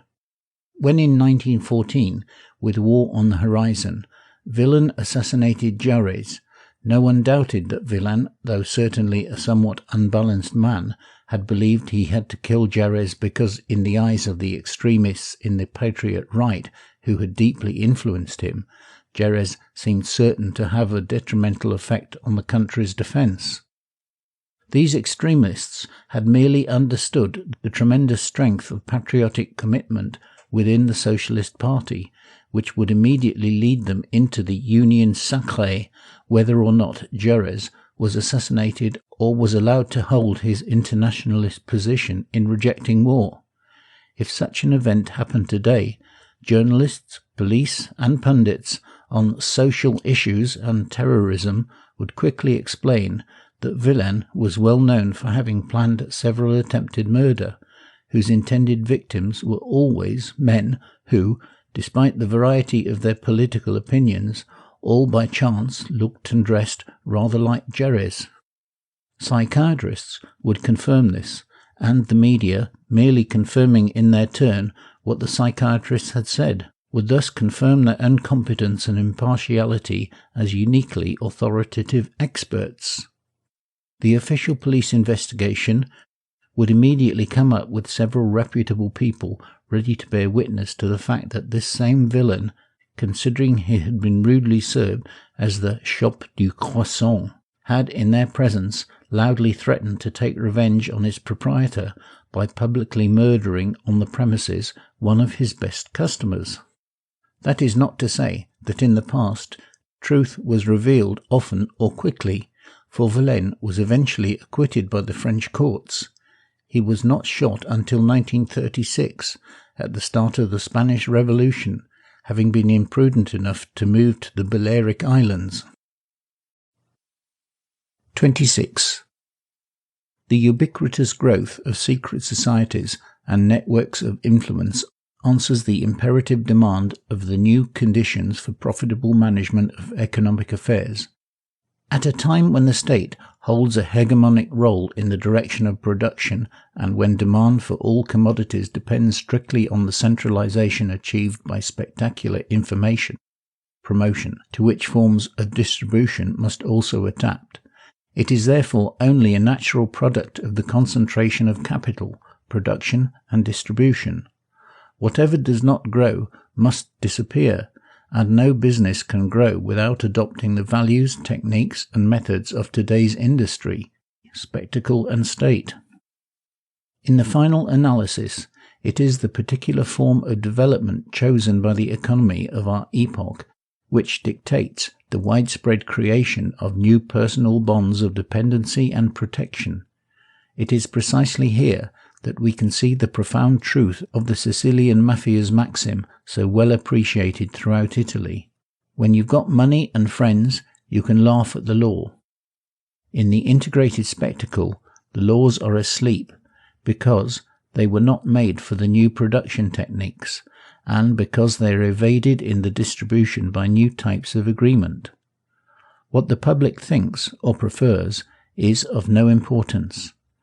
This is what is hidden by the spectacle of all these opinion polls, elections, modernizing restructurings. No matter who the winners are, the faithful customers will get the worst of it, because that is exactly what has been produced for them. The widespread talk of a legal state only dates from the moment when the modern so-called democratic state generally ceased to be one. The fact that the expression was only popularized shortly after 1970, and, appropriately in Italy, is far from accidental. In many fields, laws are even made precisely so that they can be evaded by those who have the means to do so. Illegality in some circumstances, for example around the world trade in all sorts of weaponry, especially the most technologically sophisticated products, is simply a kind of backup for the economic operation, which will be all the more profitable because of it. Today, many business deals are necessarily as dishonest as the century, and not like those once made with a strictly limited range of people who had chosen the paths of dishonesty. With the growth of promotion control networks to mark out and maintain exploitable sectors of the market, there is also an increase in the number of personal services which must be provided to those in the know, who have willingly provided their help, and these are not always the police or guardians of the state's interests and security. Functional complicities operate across time and distance, for their networks command all the means to impose those sentiments of gratitude and fidelity which were unfortunately so rare in the free activity of the bourgeois epoch. One always learns something from one's adversary. We should not doubt that statesmen, too, came to read the young Lukács' remarks on the concepts of legality and illegality at the time when they had to deal with the brief passage of a new generation of negativity. As Homer said, men in their generations are like the leaves of the trees. Since then, statesmen like us have ceased to trouble themselves with any kind of ideology on the question, and indeed the practices of spectacular society no longer encourage ideological illusion of this kind. And finally, it could be said of all of us that what has stopped us from devoting ourselves to one particular illegal activity is the fact that we have had several. 27. In Book 8, Chapter 5 of the Peloponnesian War, Thucydides wrote something about the operations of another oligarchic conspiracy which closely relates to the situation in which we find ourselves. Nevertheless, the assembly of the council, chosen by lot, still continued to hold meetings. However, they took no decisions that were not approved by the party of the revolution. In fact, all the speakers were from this party, and what they were going to say had been considered by the party beforehand. People were afraid when they saw their numbers, and no one now dared to speak in opposition to them. If anyone did venture to do so, some appropriate method was soon found for having him killed, and no one tried to investigate such crimes or take action against those suspected of them. Instead, the people kept quiet, and were in such a state of terror that they thought themselves lucky enough to be left unmolested, even if they had said nothing at all. They imagined that the revolutionary party was much bigger than it really was, and they lost all confidence in themselves, being unable to find out the facts because of the size of the city and because they had insufficient knowledge of each other. For the same reason, it was impossible for anybody who felt himself ill-treated to complain of it to someone else, as to take measures in his own defence he would have had to speak to someone he did not know, or to someone he knew but could not rely upon. Throughout the Democratic Party, people approached each other suspiciously, even thinking that the next man had something to do with what was going on, and there were, in fact, among the revolutionaries some people whom no one could ever have imagined would have joined in an oligarchy. It was these who were mainly responsible for making the general mass of people so mistrustful of each other, and who were the greatest help in keeping the minority safe, since they made mutual suspicion an established thing in the popular assembly. If history should return to us after this eclipse, something which depends on factors still in play, and then on an outcome which no one can definitely exclude, these comments may one day serve in the writing of a history of the spectacle. Without any doubt, the most important event to have occurred this century, and not one for which the fewest explanations have been ventured. In other circumstances, I think I could have considered myself satisfied with my first work on this subject, and left to others to consider future developments. But in the present situation, it seemed unlikely that anyone else would do it. 28. Networks of promotion control slide imperceptibly into networks of surveillance disinformation. Formerly, one only conspired against an established order. Today, conspiring in its favour is a new and flourishing profession. Under spectacular domination, people conspire to maintain it, and to guarantee what it alone would call its well-being. This conspiracy is a part of its very functioning. Provisions for a kind of preventative civil war are already being made, adapted to variously calculated future projections. These are the special squads, responsible for local interventions according to the needs of the integrated spectacle. Thus, for the worst scenarios, a tactic has been planned under the name 3 cultures, a witty reference to a square in Mexico City in October 1968, though this time the gloves would be off and the tactic applied before the revolt occurred. Such extreme cases apart, to be a useful tool of government unexplained assassinations only need to be widely influential or relatively frequent. Simply knowing that they are possible complicates calculations in many different fields. Not is there any need to be intelligently selective ad hominem. The entirely random applications of the procedure may well be more productive. The composition of certain fragments of a social critique of rearing has also been arranged, something which is no longer entrusted to academics or media professionals, whom it is now preferable to keep apart from excessively traditional lies. In this debate, a new critique is required, advanced and exploited in a new way, controlled by another, better trained, sort of professional. In a relatively confidential manner, lucid texts are beginning to appear anonymously or signed by unknown authors, a tactic helped by everyone's concentration on the clowns of the spectacle, which in turn makes unknowns justly seem the most admirable. Texts not only on subjects never touched on in the spectacle, but also containing arguments whose force is made more strikingly by a calculable originality deriving from the fact that however existent they are never used. This practice may serve as at least a first stage in initiation to recruit more alert intellects, who will later be told more about the possible consequences should they seem suitable. What for some will be the first step in a career will be for others, with lower grades, the first step into the trap prepared for them.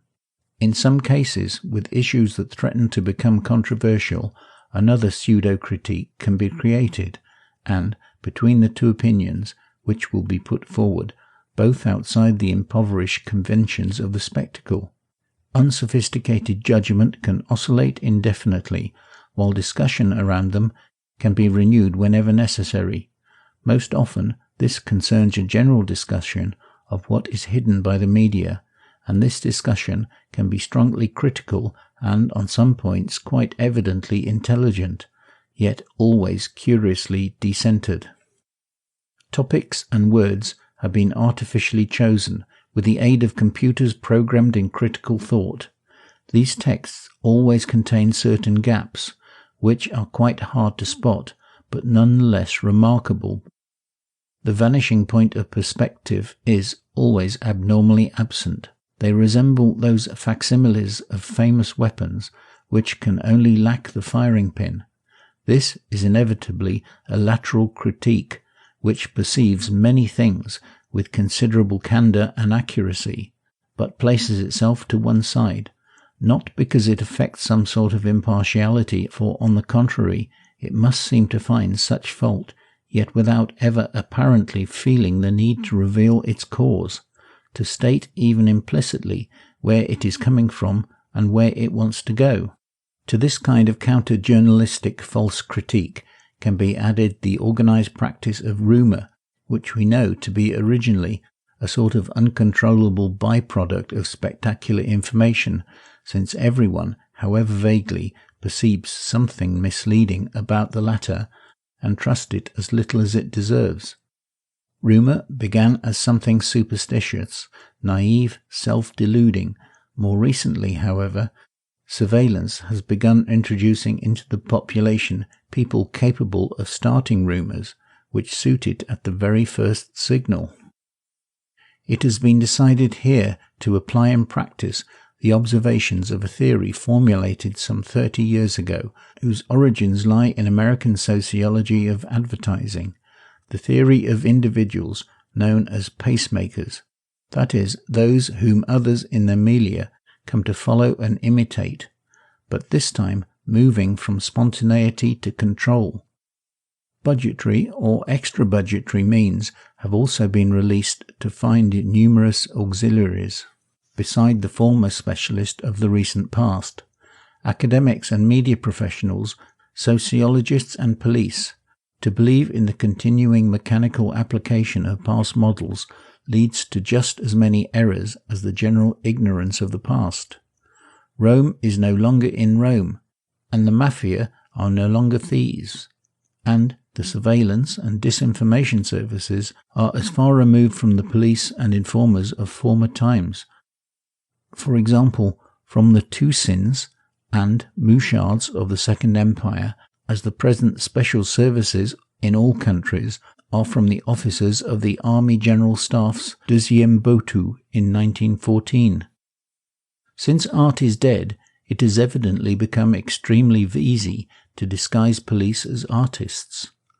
When the latest imitations of a recuperated neo-deism are allowed to pontificate proudly in the media, and thus also to tinker with the decor of official palaces, like court jesters to the kings of junk, it is evident that by the same process a cultural cover is guaranteed for every agent or auxiliary of the state's networks of persuasion. Empty pseudo-museums or pseudo-research centres on the work of non-existent personalities can be opened just as fast as reputations are made for the journalist cops, historian cops, or novelist cops. No doubt Arthur Craven foresaw this world when he wrote in Maintenon, "Soon we will only see artists in the streets, and it will take no end of effort to find a single man." This is indeed the sense of the revived form of an old quip of Parisian loafers. "Hello there, artists. Too bad if I've got it wrong." Things having become what they are, we can now witness the use of collective authorship by the most modern publishing houses, that is to say, the ones with the best commercial distribution. Since their pseudonyms are only authenticated by the newspapers, they can swap them around, collaborate, replace each other, take on new artificial brains. Their task is to express the idea and lifestyles of the epoch, not because of their personalities, but because they are ordered to. Those who believe that they are truly independent, individual literary entrepreneurs can knowingly vouch for the fact that Ducasse has had a row with the Comte de Lautréamont, and that Dumas isn't Marquet, and that we must never confuse Erckmann with Chatrian, that Cessna and Daubenton are no longer on speaking terms. It might be best to say that this type of modern author was a follower of Rumbard, at least insofar as one is someone else. The whole history of spectacular society called for the secret services to play the pivotal role, for it is in them that the features and force of such a society are concentrated to the highest degree. Moreover, they are always the arbiters of that society's general interests, despite their modest title of services. There is no corruption here, for they faithfully express the common morals of the spectacular century. Thus do watchers and watched sail forth on a boundless ocean. The spectacle has brought the secret to victory, and must be more and more controlled by specialists in secrecy, who are certainly not only officials who have to different degrees managed to free themselves from state control, who are not only officials. 29. A general working rule of the integrated spectacle, at least for those who manage its affairs, is that in this framework everything which can be done must be done. This means that every new instrument must be employed, whatever the cost. New machinery everywhere becomes the goal and the driving force of the system, and is the only thing which can significantly modify its progress. Every time its use is imposed without further reflection, society's owners indeed want above all to keep a certain social relation between people, but they must also maintain continual technological innovation, for that was one of the obligations that came with their inheritance. This law must also apply to the services which safeguard domination. When an instrument has been perfected, it must be used, and its use will reinforce the very conditions that favour this use. Thus it is that emergency procedures become standard procedures. In a certain sense, the coherence of spectacular society proves revolutionaries right, since it is evident that one cannot reform the most trifling detail without taking the whole thing apart. But at the same time, this coherence has eliminated very organized revolutionary tendency by eliminating those social terrains where it had more or less effectively been able to find expression, from trade unions to newspapers, towns to books. In a single movement, it has been possible to illuminate the incompetence and thoughtlessness of which this tendency was quite naturally the bearer, and on an individual level, the reigning coherence is quite capable of eliminating or buying off such exceptions as they may arise. 30. Surveillance would be much more dangerous had it not been led by its ambition for absolute control of everything to a point where it encountered difficulties created by its own progress. There is a contradiction between the massive information collected on a growing number of individuals and the time and intelligence available to analyze it, not to mention its actual interest. The quantity of data demands constant summarizing. Much of it will be lost, and what remains is still too long to be read. Management of surveillance and manipulation is uncoordinated.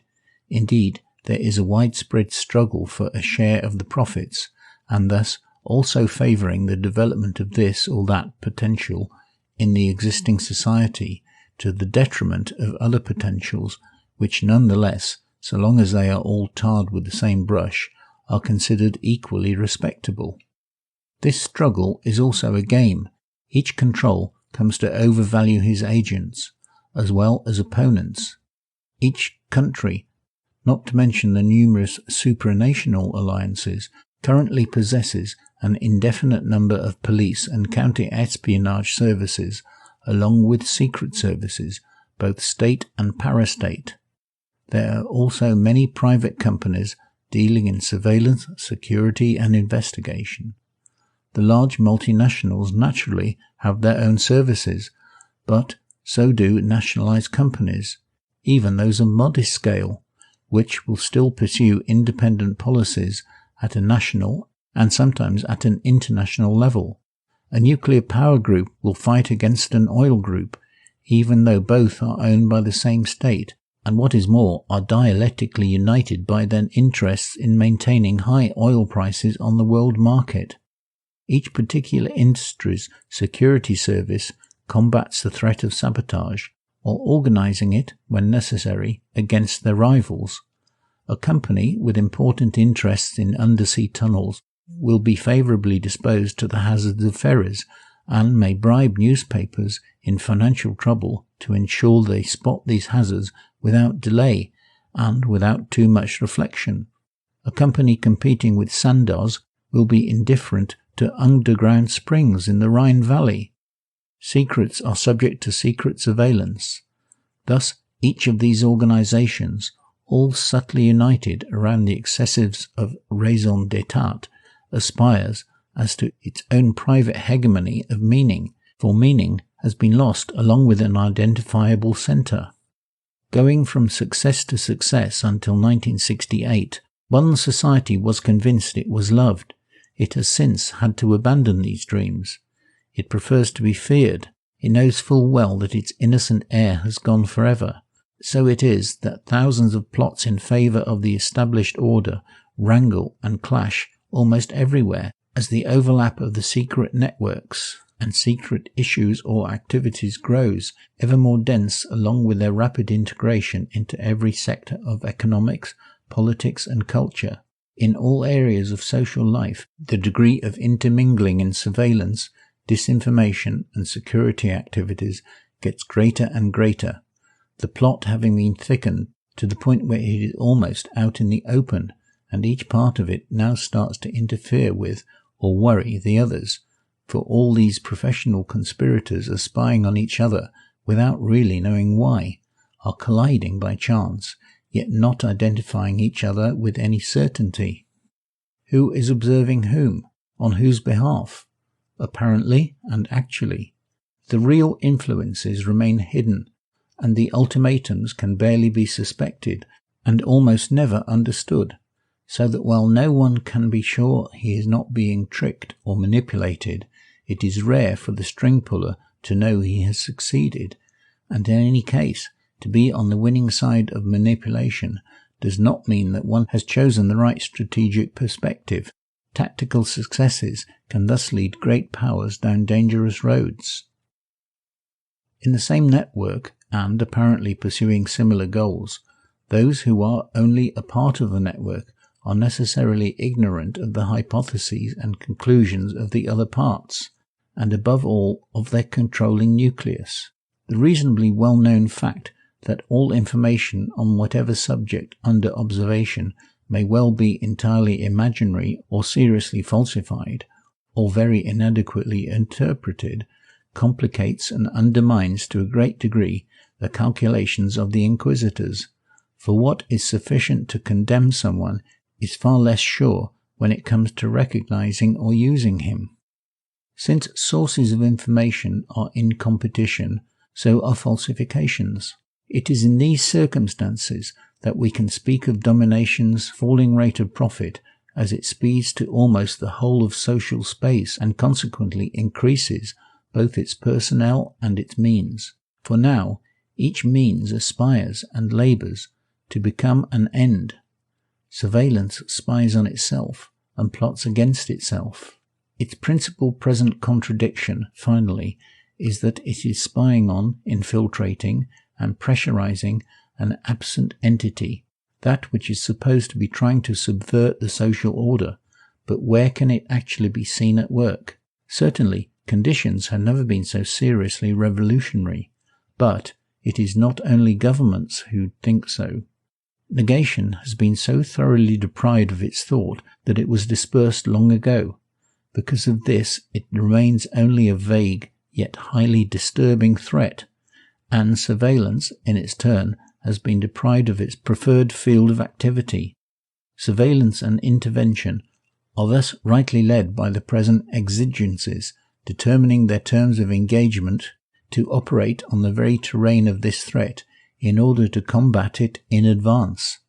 This is why surveillance has an interest in organizing poles of negation itself, which it can instruct with more than the discredited means of the spectacle, so as to manipulate not the terrorists this time, but theories. 31.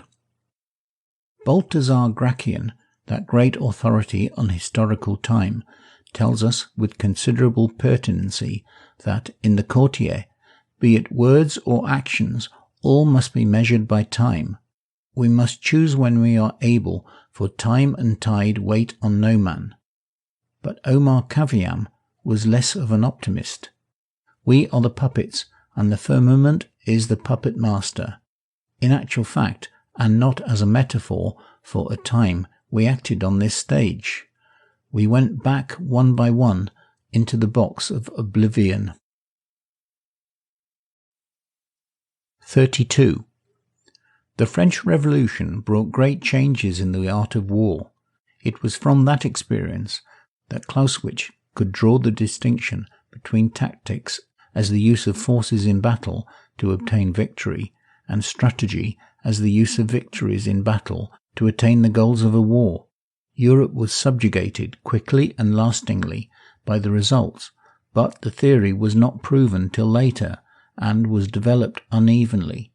First to be appreciated were the positive features directly brought about by a profound social transformation, the enthusiasm and mobility of a greatly enlarged army which lived off the land and was relatively independent of stores and supply trains. Such useful elements were soon counterbalanced by the appearance of the enemy side of similar elements. In Spain, the French armies encountered an equal popular enthusiasm. In the vast spaces of Russia and land they could not live off, after the rising in Germany, numerically far superior forces, however the effect of a total break. In the new French tactics, which was the simple basis on which Bonaparte founded his strategy, the latter consisting of using victories in advance, as if acquired on credit, to understand manoeuvres in all their diverse variants from the start as consequences of a victory which, while not yet obtained, would certainly be, at the first onslaught, derived also from the forced abandonment of false ideas. These tactics demanded an abrupt break from these false ideas, and at the same time, by the concomitant play of the other innovations outlined above, found the means to achieve such a break.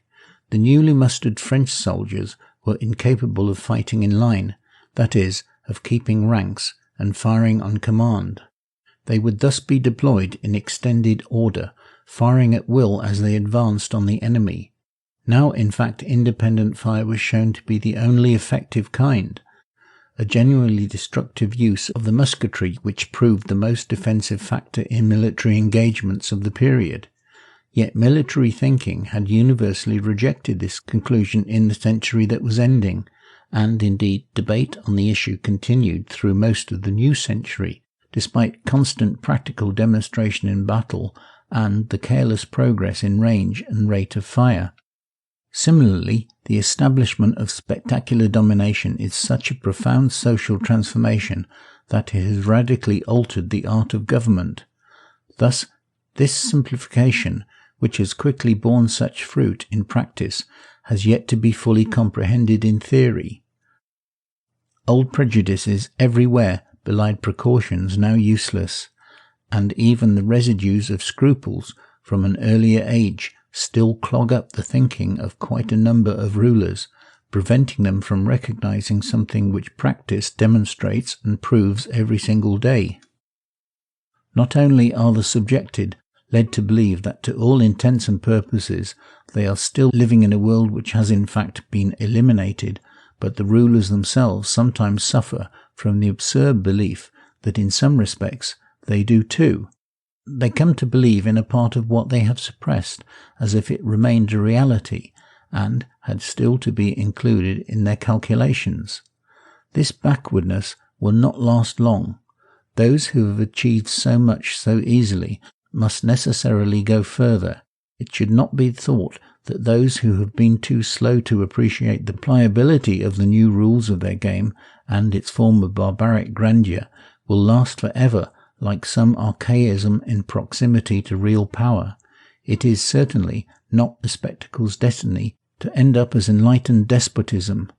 We must conclude that a changeover is imminent and illocutable in the co-opted caste who serve the interests of domination, and above all manage the protection of that domination. In such an affair, innovation will surely not be displayed on the spectacle stage. It appears instead like lightning, which we know only when it strikes. This changeover, which will conclude decisively the work of these spectacular times, will occur discreetly and conspiratorially, even though it concerns those within the inner circles of power. It will select those who will share this central exigency, and that they clearly see what obstacles they have overcome and of what they are capable. 33. The same Sadhu also wrote, "Vainly relates to the subject, in vain to the subject, uselessly simply means with no use for anyone. One has worked vainly when one has done so without success, so that one has wasted one's time and effort. One has worked in vain when one has done so without achieving the intended result, because of the defectiveness of the work. If I cannot succeed in completing a piece of work, I am working vainly. I am uselessly wasting my time and effort. If the work I have done does not have the result I was expecting, if I have not attained my goal, I have worked in vain. That is to say, I have done something useless." It is also said that someone has worked vainly when he has not been rewarded for his work, or when this work has not been approved, or in this case the worker has not wasted his time and effort without this prejudicing in any way the value of his work, which indeed may be very good. Paris, February-April 1988. This has been Comments on the Society of the Spectacle by Guy Debord, narrated by David Bufton. Audible hopes you have enjoyed this program.